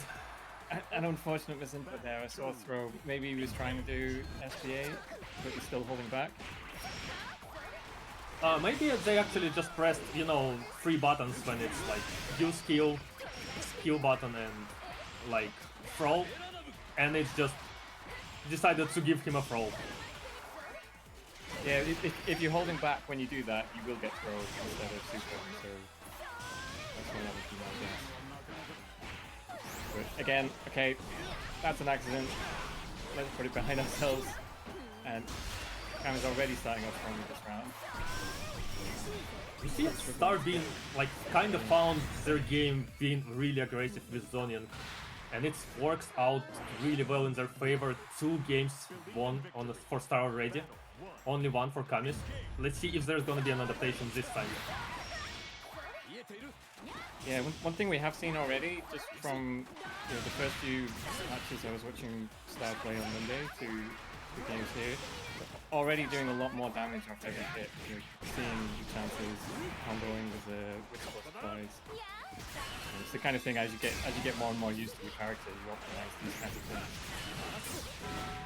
Yeah, we see Siegfried actually getting hit in a corner, but not an SBA conversion. Might have given a chance, get a crystal back. And right now, I believe they're just gonna get overwhelmed by Mitara Zonian again. What do you think Secret player should do to kind of get around all these obstacles? I think the real mistake there was, I mean, it's always difficult to actually get in each time. You just have to make it count when you do. In this case, Kami's got in and then went for Raging Strike, Raging Chain, spending his last BP to do it. And, if that doesn't kill, and you get pushed back out to mid-screen, suddenly you've got no BP, you take 50% more damage, you just feel like a lot out of yourself. So it's the hardest thing with fighting a zoner, is you do all of that work to finally get in, and then if you do, you have to make it count. And it's really difficult to have the focus to do that. Yeah, I see a really good meter usage from Star. he sees a fireball, heavy fireball from Siegfried, answers immediately with few fireballs to beat it. Yeah, it's a really important option to choose for Metera. Not something that a lot of characters can do against Siegfried, actually. Siegfried players are probably used to, I throw my fireball, and now you have to respect it, and I get to do what I want. So a bit of a switch around in this kind of match. But yeah, good awareness from start to see those opportunities, get some more hits in, push Siegfried back, and we could see Kami's getting a little bit more desperate, trying to dash it a bit too much, and then taking a bit more damage for it as a result. Yeah, I saw a lot of rolls, a lot of jumps, but not actually a lot of spot dodges. You can just walk slowly, spot dodge arrows, think when you can press, when your distance is good to challenge Metera's approach, or just wait to get a meter for U fireball is also an option to kind of just beat Metera options. Except, of course, be careful just sending it in neutral, because Metera's U fireball also like not gonna clash with yours, but gonna win it straight away. Yeah, it's still important to represent different options. Like, if all you ever do is gradually walk forwards and block, then eventually you are going to get worn down. Metera's going to have a lot of fun shooting arrows at you all day long and taking cheeky opportunities to put butterflies out when maybe they don't actually have enough time. But if you mix in jumps, well, okay, now sometimes she's got to wait just in case you did jump so that she can catch that. She's got to throw out the Great Fall, the Rain of Arrows, which gives you a chance to get a bit closer, get a bit more space. So at least make them think about those options, but you also kind of have to learn, okay, if she does far heavy at me and I roll after I blocked it and she shot an arrow, like who has the advantage here? Do I have enough time to run forwards, or will I probably get hit? Some of these situations you just kind of have to go into the lab and try it out, see how things look. Yes, that's certainly true. Especially for Secret player, when you have Metera in a corner, I see that you're going to like couple hits, cancel it into like Secret stuff, and pray it works.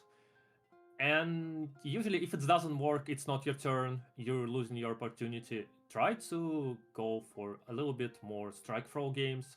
Light, maybe try tick throw, yes. Try shimmy, something different, because your approach at certain point was quite obvious. Like, it's always couple hits in Tarkan, Star just really was comfortable to just blocking and maybe be seen at certain point and getting back to zoning game. So look up that things. Maybe change your approach on offense a little bit. That's what I have to say. But now we're in a different game. Sikar, can you introduce players? Yeah, this time we're on Kurino on Belial, Faust on the Zeta. Already we see an interesting counterplay to Zeta's Pogo mix. So Kurino, good awareness there to see the opportunity when Zeta is doing the Pogo quite high up like that. You have a chance to walk out and leave her in the corner.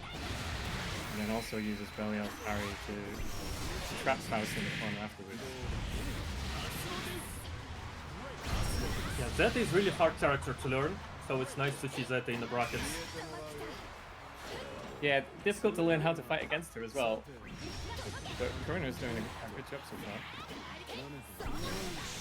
Nice DP. Yeah, Kureno likes...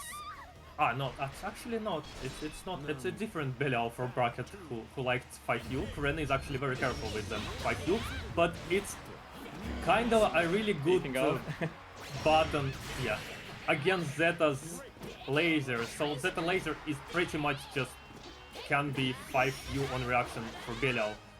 So she's fighting with one less tool if her opponent is careful. Yeah, it's a really strong tool for some matchups. With situations like that where he can just use it on reaction. Yeah, we see Faust is using that air approach for Zeta, like delayed Arvis or just jump in, being quite successful with, but now just being BC, and it's Corena's chance. Yeah, that's one of the matchup knowledge parts. You get baited. Yeah, go straight into super. There's no need to overcomplicate it when you know that skill. So a lot of players, you kind of learn the hard way when you first fight Zeta and you think, okay, what's she doing dashing at me with the spear? I don't quite understand. And then she jumps at you, or she jumps back, and you think, okay, this is my chance. And then straight away she dives back down at you with the spear. That's the Zeta classic. Yeah, we see it. Oh, good anti-air. No combat, but also reverse. Yeah, actually we see it that laser spam kind of works. Maybe Kureni is not quite aware that they can just 5Q on reaction. Maybe not confident with timings. Yeah, it can be slightly difficult because Belial's 5U, it doesn't carry until it's not quite frame 1, it's like frame 3 when the parry starts. So if you timed it really late, you still get hit. That might happen. And no, see? Yeah, there we see. Using our reaction this time, it doesn't work out. Oh, they block immediately. S58, yeah, good block. They definitely blocked. Now, first game for Korena. Let's see, there was a lot of questionable DPs. Yeah, sometimes you just have that feeling though, like, okay, this person is not patient. The first time that they're in danger and they have super available, they're going to do it. Oh, I see a good adaptation. There was a lot of wake up Rhapsody, so Korena just run up, grab straight away, not trying to hit. And winning an interaction because of that, keeping Faust in a corner. Another grab. Throwing Rhapsody again.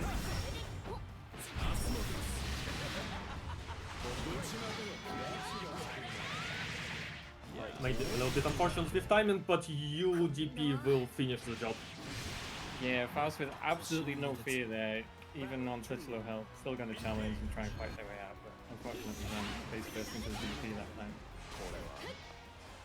So that was quite interesting actually, you know, fired a couple of lasers and then let's just wait, maybe Belial's a bit antsy with that 5U and he's just going to press it and give me a free punish. So it's good thinking from Faust there to do one laser and wait. Yeah, okay, there was a moment when they tried to Arvis in, did not work out, it's unsafe, punishable. Now they go back.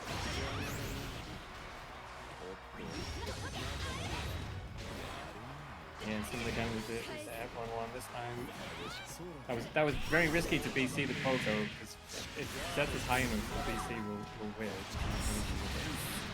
Yeah, even though BC is technically a good and pretty much right answer to Pogo, be careful BC in it, as Sikar just said, when that is very high. Yeah, there's a lot of things to learn. Like if she's really high up from the Pogo, then you can't BC her, but you do have time to 2H instead. And if she's lower down, you won't have time to 2H, and she can do like a jump attack. But nice run up, grab. Now just player being very patient, but good jump back into Arvis. Wins around. Yeah, Kuno hasn't quite got the sense for that pattern yet. It's a good close set, both players with that so far. Yeah, we see a lot of grabs, and now after 2 grabs they go into hit. Zeta players maybe tried to mash or jump to avoid the grab and got hit into I think that full combat. Yeah, I think that was a mess. That's one thing you do need to be careful of. If you're going to press wake up parry to make people grab you instead, so that then you've got a chance to mash. If you've just used the parry and it's on cooldown, then they don't actually have to be afraid and they can mash on you. Maybe could have done ultimate parry there, but the match was a bit risky. And, Bruno gets a perfect count for the trouble.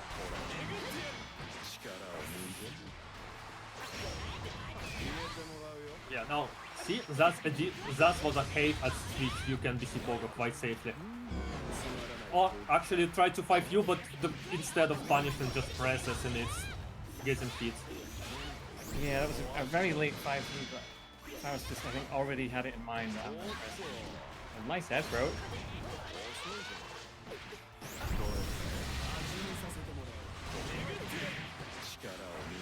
Yeah, another grab. Maybe another? No, just being careful. Look this time. It's funny though because Faust pressed on both of those wake ups. Like there is no fear here whatsoever. Yeah, like Everyone should cheap point point though. for Faust, probably trying to spam fireballs. Actually, one good 5U and it's over. Or just fireball. Yeah, Kuno seems still not entirely comfortable with the timing of 5U against the laser, but making it work with Belly on fireball.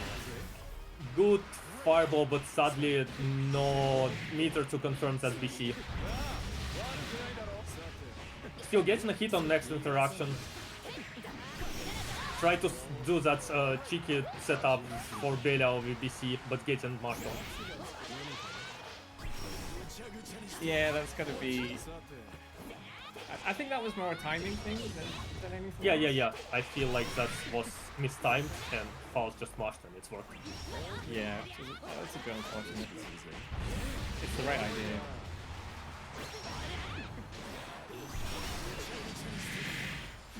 I actually don't know exactly how the timing works out for Belial to do Inventory there. Yeah.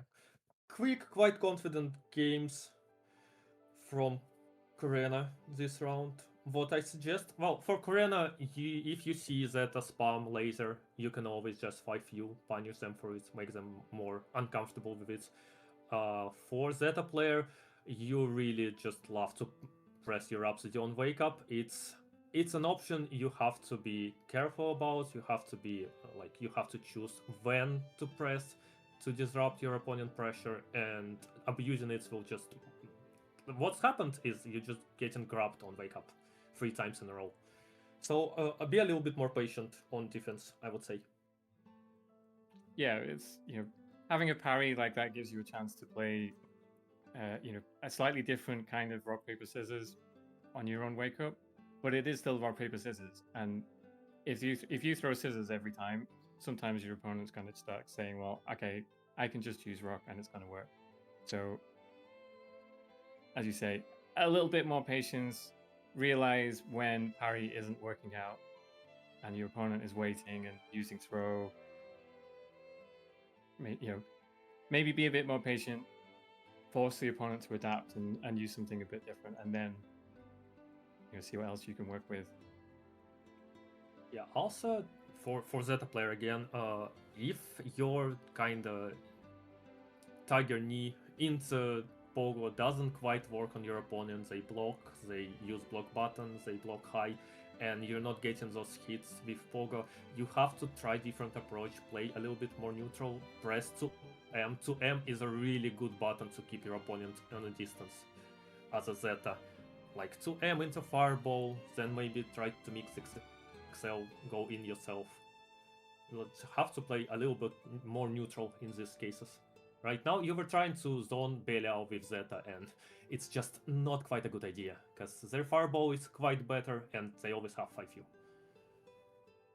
Yeah, in fairness, Belial does have quite a strong neutral game, and the way that Zeta's moves works, her moves are a little bit slower, but reach a little bit further, and then she has chances to be, like, she can use her 5U, and she'll be like -2, but kind of spaced, and then if the opponent tries to 6XL, she can try Rhapsody.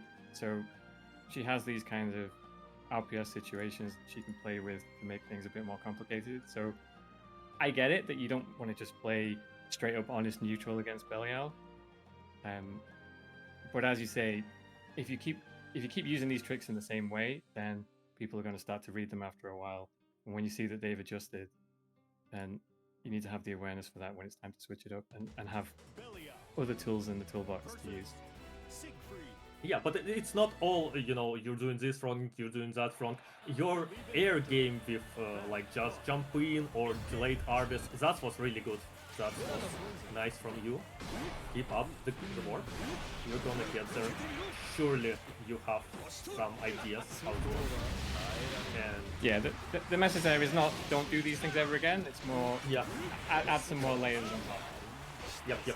That's cool. And now we got a little bit into that feedback, and another game already started.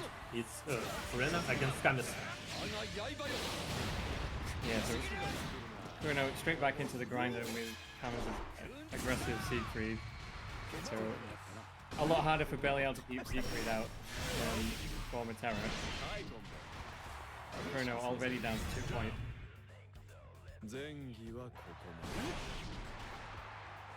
Yeah, but now we're gonna see Shota against Shota, a lot more neutral game. Some fireball games too. Unfortunate roll getting hit. Yeah, sometimes you've got to just take a chance. Roll is a fairly a bit of a commitment on round start, but you've got a good idea of what your opponent's going to do at the beginning, then why not? Actually, in this situation, 5U, like on fireball, was an interesting commitment, but also can just get blocked because slow fireballs. Yeah, Belial has to be particularly aware of the distance that he uses 5U. The further away he is, the more likely that the opponent's going to recover in time to block it. Yeah, but now we see Kurena being really successful on offense. Just jump in, grab, takes a round. Not afraid of SSBA.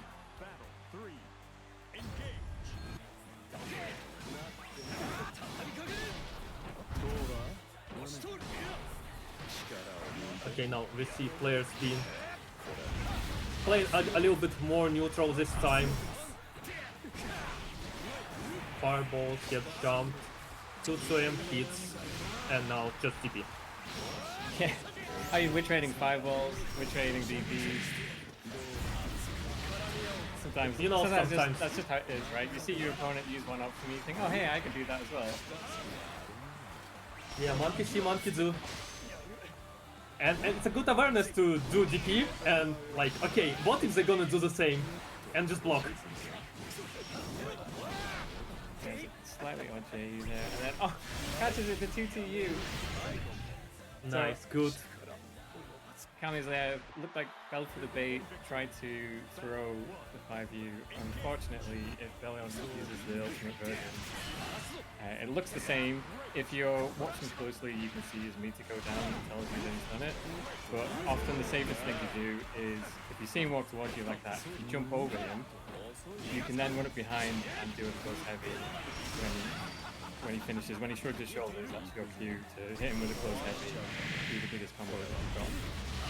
I would say you don't even have to like check the meter. If you see 5U, doesn't matter which version, jump over. It will work anyway. Yeah, exactly. Yeah, now we see BC back to neutral. Good 6XL, not a lot of damage. Wins Fireball War. Good confirm. I don't think they have enough resources to kill there. Quite. Yeah. Take the plus frames into the throw. Kami's decided to press, but we're a little bit late. Try to challenge 6XL, but actually it just stops the approach. And now they're on offense.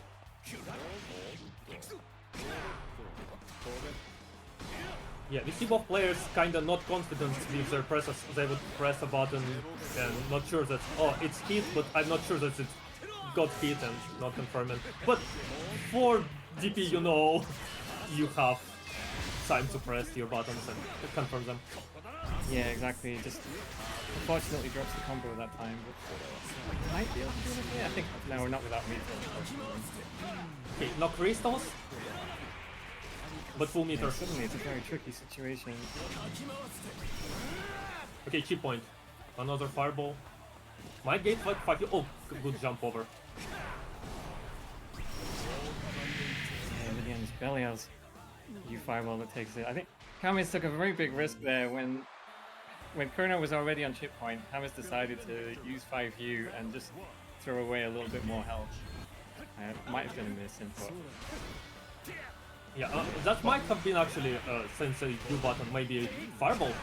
U Fireball. OTP got blocked, and Khamis is gonna get full combo in the corner. Secret damage or something. Make it. And just like that, it's over. That's what happens when you do wake up DP again against Siegfried, and he's waiting for you this time. Yeah, good 6XL, good wait, another 6XL got counter hit. More damage this time. And blocks DP. Kurena, really nice patience on offense.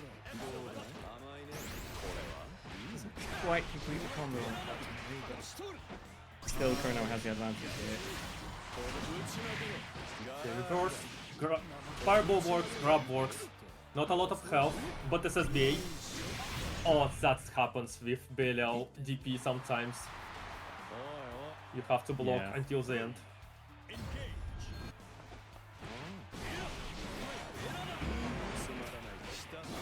Oh yeah, DC, 5Q being blocked, it's punishable, but sadly wrong confirmed.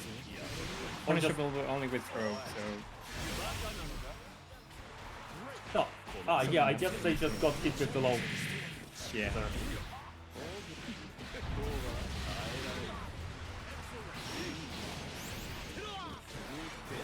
It's always funny when you see... I did DP on Wake Up, I got punished 3 times for it.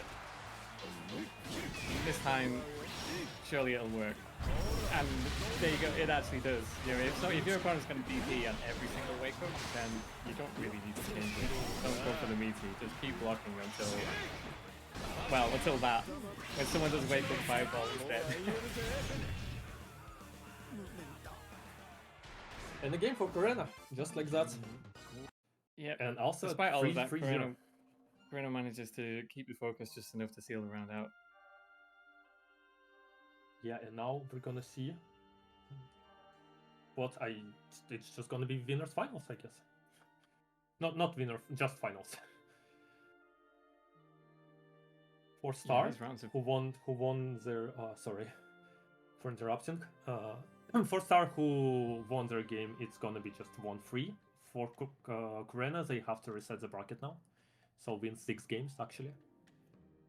And now I interrupted you earlier. Sorry. That's okay, don't worry about it. Yeah.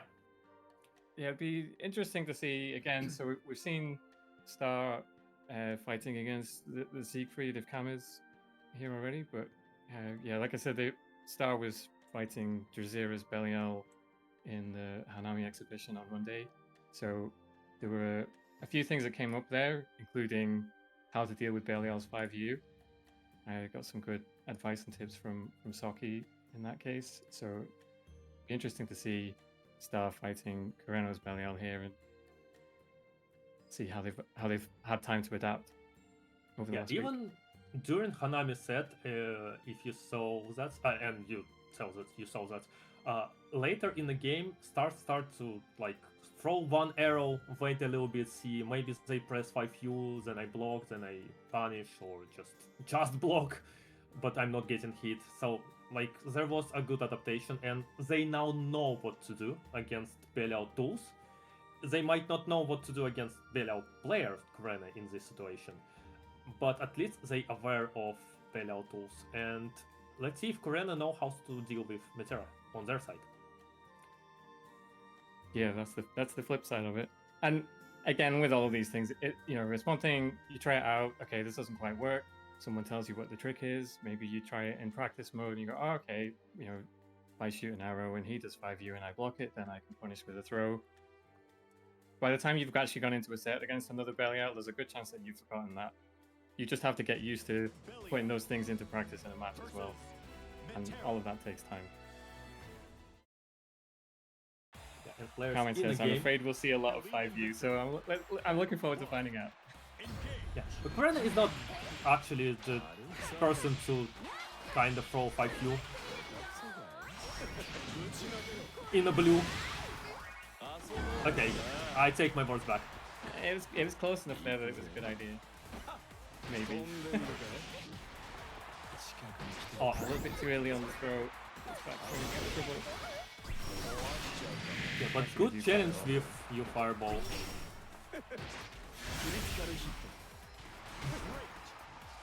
You see that players are back to neutral. This 5Q is gonna get blocked, it's blocked, and now back to obstacle course.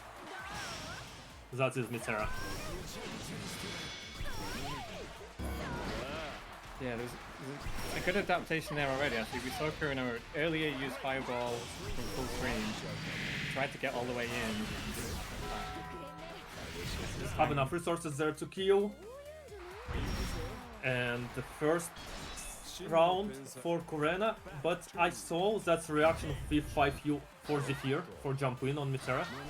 Star can actually just not press there, just empty hop and punish 5U. So let's see if it's gonna happen later in the game. This time we're hopping to empty low. Works out. Kureno trapped in the corner. Another unfortunate wake up trap mistype, and Star just froze himself. Nice shimmy though. Yeah, it's another one of those things that, again, maybe when you're playing in lobby matches it all works fine, but when you're playing in a bracket, suddenly a little bit too impatient. You press your throw a little bit too fast. Again, you just kind of have to get used to that feeling of playing in this kind of environment.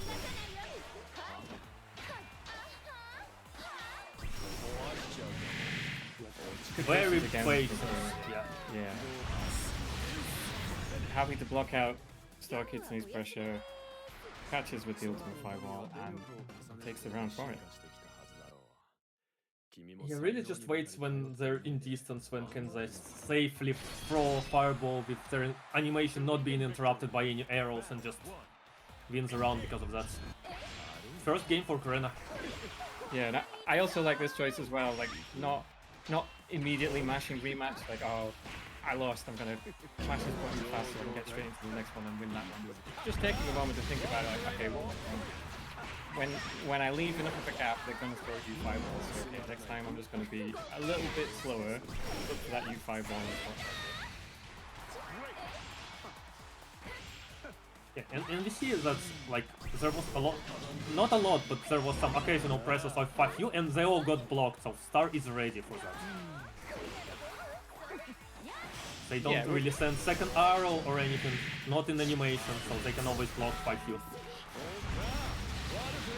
Yeah, it's like we were saying, we're ready to block them, we're not quite ready to punish them, but, you know, it's one step at a time, so it's all good. Oh, that's got blocked. Yeah, unfortunate. The tempting option when you see the drop. In this case, Star gets punished for it. So just run under pressure, decide, okay, what if I stop? And it's worked out. Yeah. And I mean, it's a good option in many situations. Yeah, sometimes you might not get like a full punish, but maybe a good beef punish. Oh, that actually worked this time. Yeah, I mean, Kureno's got to the point now where, well, if they're not actually punching it, might as well press. And try something else. Yeah. To be honest, I'm surprised that we haven't seen the block 5U into DP.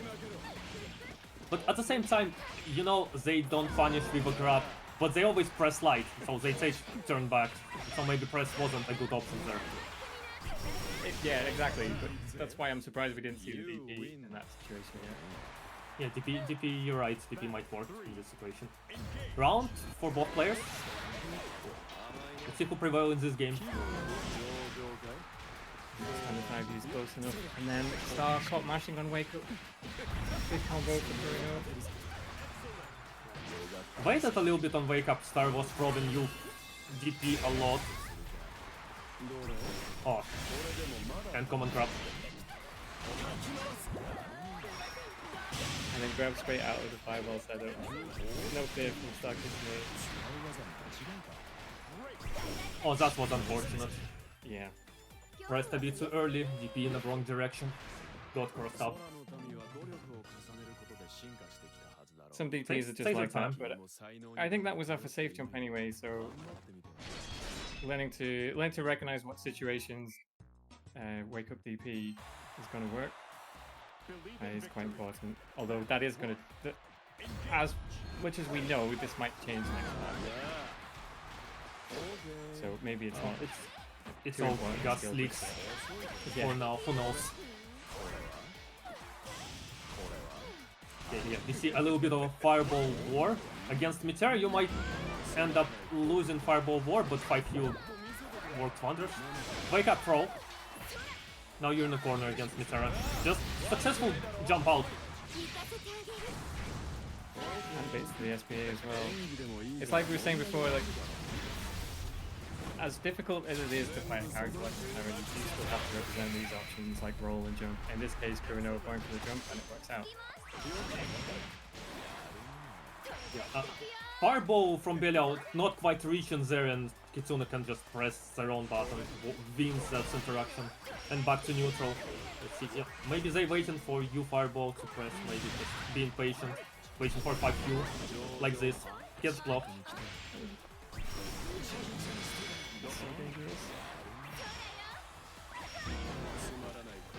Oh, Almost actually had went the for throw grabs this time. time.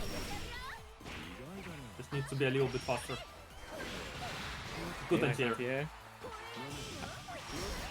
Somehow I get the feeling that a punished 5U is going to be the deciding factor in this set.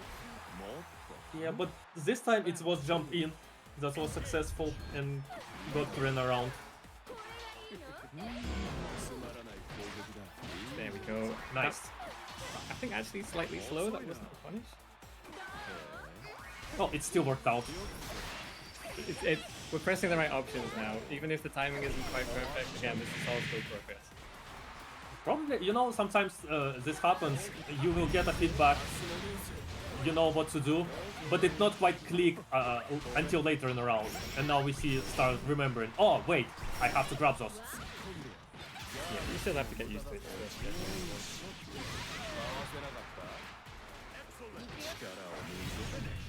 But for now, For the cut, risky roll that time.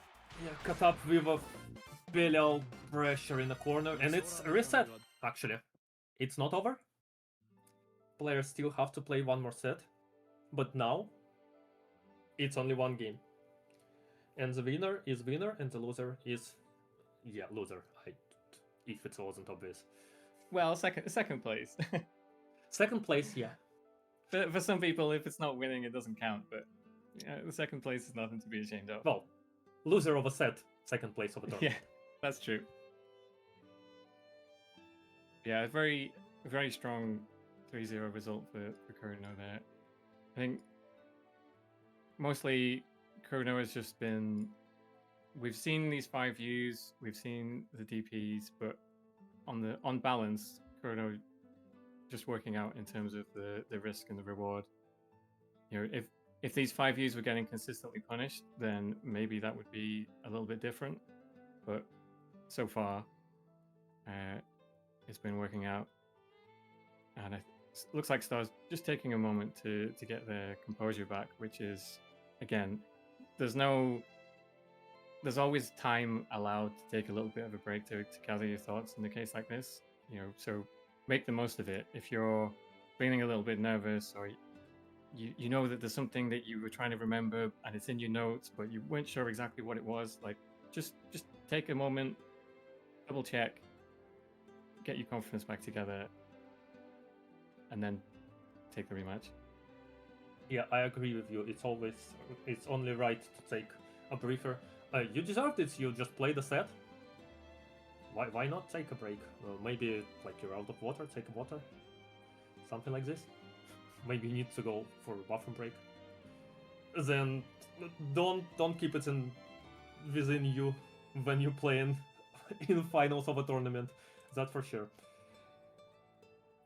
Yeah, maybe it's a little bit more difficult when it's in person, but online bracket like this, you can just ask to take a minute or two.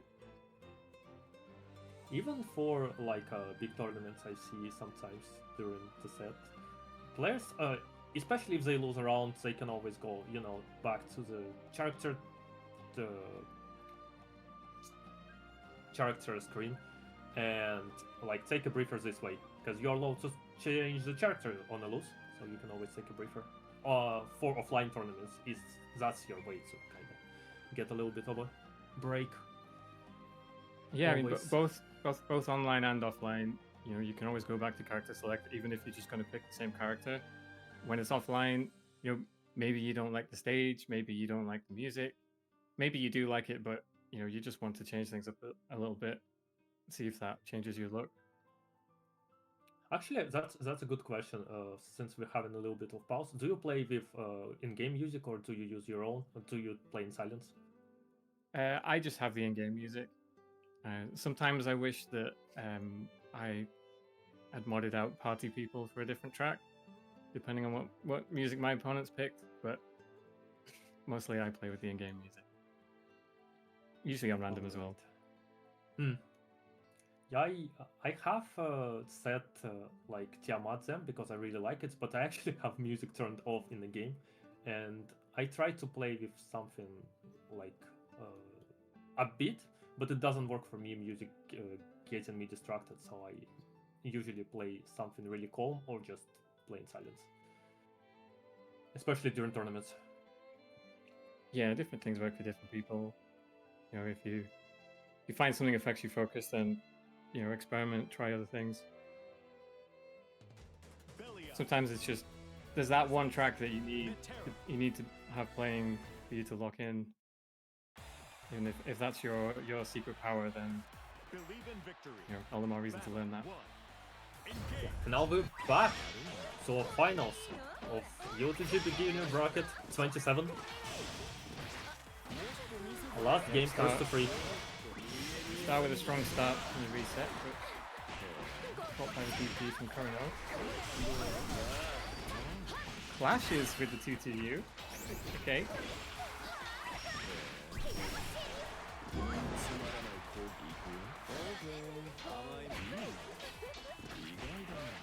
Well, the CBLL player gets inside switch, but Star is just so aggressive this time. Gets their turn back immediately. Now we're gonna put you in another corner. Back to zoning. Jump in doesn't work. Blows up with butterfly. Yeah, the jump in's much more dangerous when there's a butterfly there. Metera doesn't actually have it directly anti-air in that situation. But, Corino was on low health that time. At some point you've got to take a risk. That's just how it is. He went for the shimmy that time, but Star didn't quite. Corino's push is working out this time. Yeah, now let's see. Art was a little bit more patient on wake up, but then got hit on the next interaction. But now, actually, getting away. Nice answer with the ultimate arrow there. Yeah, we see like kind of tried to hit and then waited a little bit, maybe expecting a DP. No bite, just back to neutral for both players. But for Metera, neutral is not quite neutral. Yeah, true. Both players are a bit more patient here. We've seen a bit less 5U from Corino and a bit more far light from Star Kitsune actually. We didn't see many presses of that, despite being a very strong bot by Metera. Yeah. On a cheap point, yeah, Clash, but sadly, Clash on a cheap point wins her out for Serena. Yeah, it's slightly unfortunate with Star's anti-air there. But a really close set. Really close round, sorry. Yeah. So far, that Gripper really helped Kitsune. They're not quite winning, but they look much more comfortable this time. Yeah, showing some patience in the right areas here. And being actually much more aggressive in others. Yeah, when you have the opportunity for it, that is one of the strengths. Unfortunate. And Yeah, caught by the 5U and waiting punished. They're in a corner, but I don't think there's enough tools. We're gonna have a little bit of health. I think Chrono could have gone into another Okay, rage 50 meter for Belial. Are we gonna see Fireball from Belial? You Fireball. Yep. Here it is. But Star is ready. Star is ready. I was ready for it, yeah. Okay, key point. Ah no, there's actually a little bit of green health you can see. Now key point. Oh, that was so unfortunate. Yeah, so in that case, didn't actually block the first hit of Belial's DP, but if you do, in a chip situation, Belial's DP hits twice with a gap in between, so if you do block it, that puts you on chip. You have to You have spot to dodge. remember, spot dodge the second one again. So technically Star had a chance to spot dodge it there, but... Oh, we see a Great punish punish. on the Yeah. drop. This time. Oh, nice shimmy. We're gonna get a full combo conversion. Starts a full meter. Belial player also have a lot of resources. Yeah, there we saw the M Notoria reset this time. So that's the kind of thing that you'll see is now that you are being patient, we're going to try and do resets like this. Oh, interrupted somewhere there. Like PC meter gain getting lost. Right at the start. Yeah. Okay, back to Zonian. Be careful with 5U. Okay, this is heavy. Oh, that's unfortunate. Walked a little bit forward. Got caught with Fireball and successful jump in. Gets around. Yeah, it can be tricky when the pinwheel's in front of you. You're not actually blocking it, but just anything that you press will extend your hurtbox into it. So sometimes you do just have to wait. And it's just something to get used to. But Hop working out for Star here. Put both butterflies up, back. but then immediately detonated them.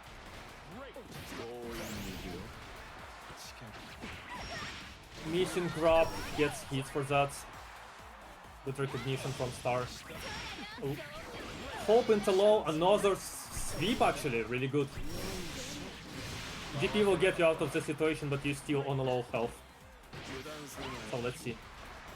Now, actually that might be enough with those resources. Let's see if Kurena can convert it. Should be fine for you. Yeah, they can.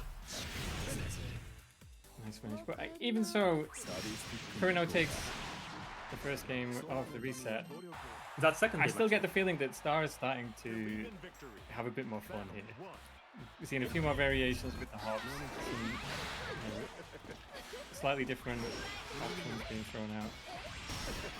yeah, they more comfortable, but they now have to win 3 games in a row if they want to win this tournament. So it's much harder, because Kurena only have to win 1 game now. Yeah. Just slightly slow on the throw there, but again, it's the right option. So it should be discouraged by that. Yeah, no escape, we see. Try to press. Oh, blocks. Wake up super. Will certainly get around for that. And Kitsune, last game, last round, last chance. To revert it. Immediately suffering from Bruno starting strongly. Yeah. Belial pressure is something with this 2M. You're never quite sure when you can press. But Star are actually getting their way out. And a good confirm in the middle. Fireball as well. Oh, reacts with DP to Hop.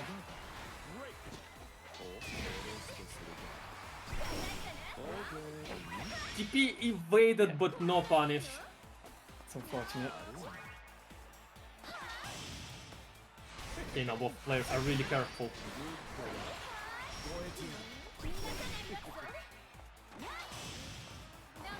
Oh, good It's a sleep. surprise to you. But jump in does the job. And with that successful jump in, Kurena is winning this set And this tournament, Corena, is your beginner bracket 27 winner, and Star is a second place. Congratulations to both players. Good games. Yeah, a very strong showing from Corino there.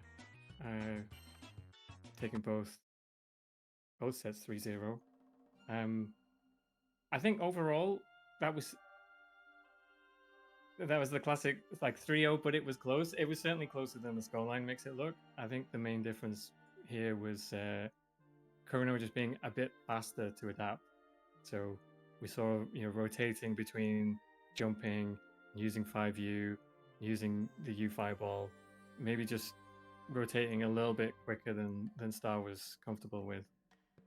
But I still like Star's approach to this. I like using the breaks to think about what's working, what's not working, what do I need to change.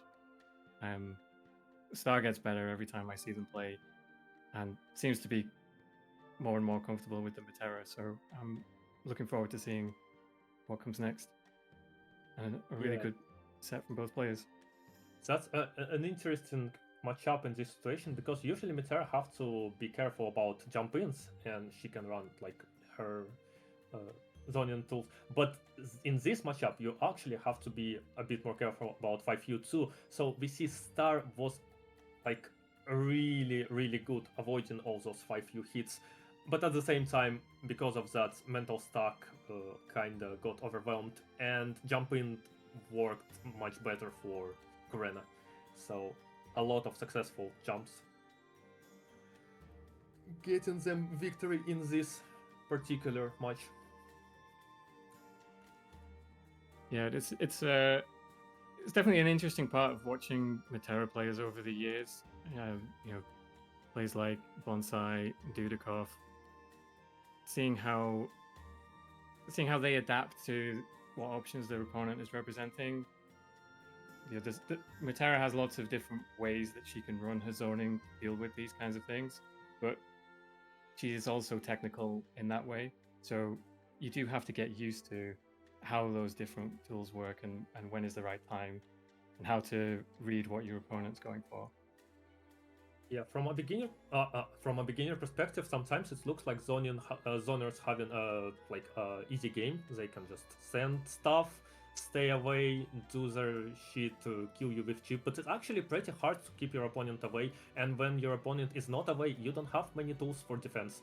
So it's not that easy as it looks. And we see Star getting a good progress on how to deal with all those options from their opponents, and Corena representing those options and actually winning the tournament. So yeah, good games from both players.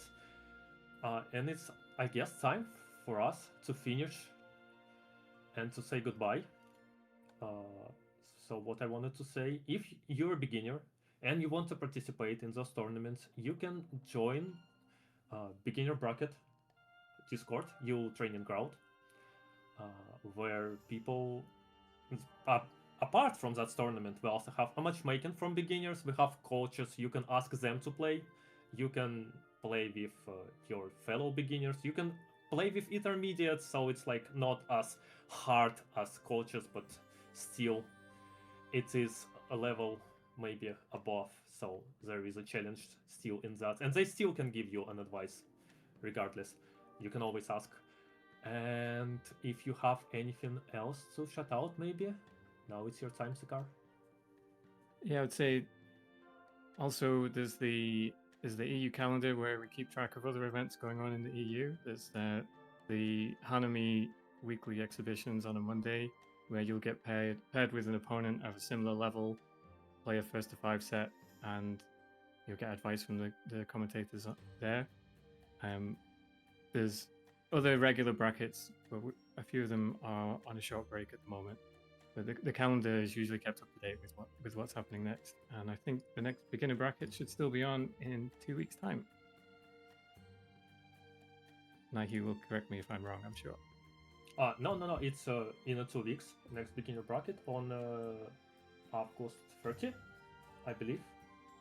you can join on that as well if you want to. For our beginners, we're like to see you there next time, except for Korena, because you won and you're not allowed to participate in the next one since you're graduating for beginner bracket. Congratulations with that. Now get out. Yeah, so congratulations to Coreno, and thanks as always to everyone for participating and to everyone who's joined us to watch. We'll see you next time. Have a good evening. Bye.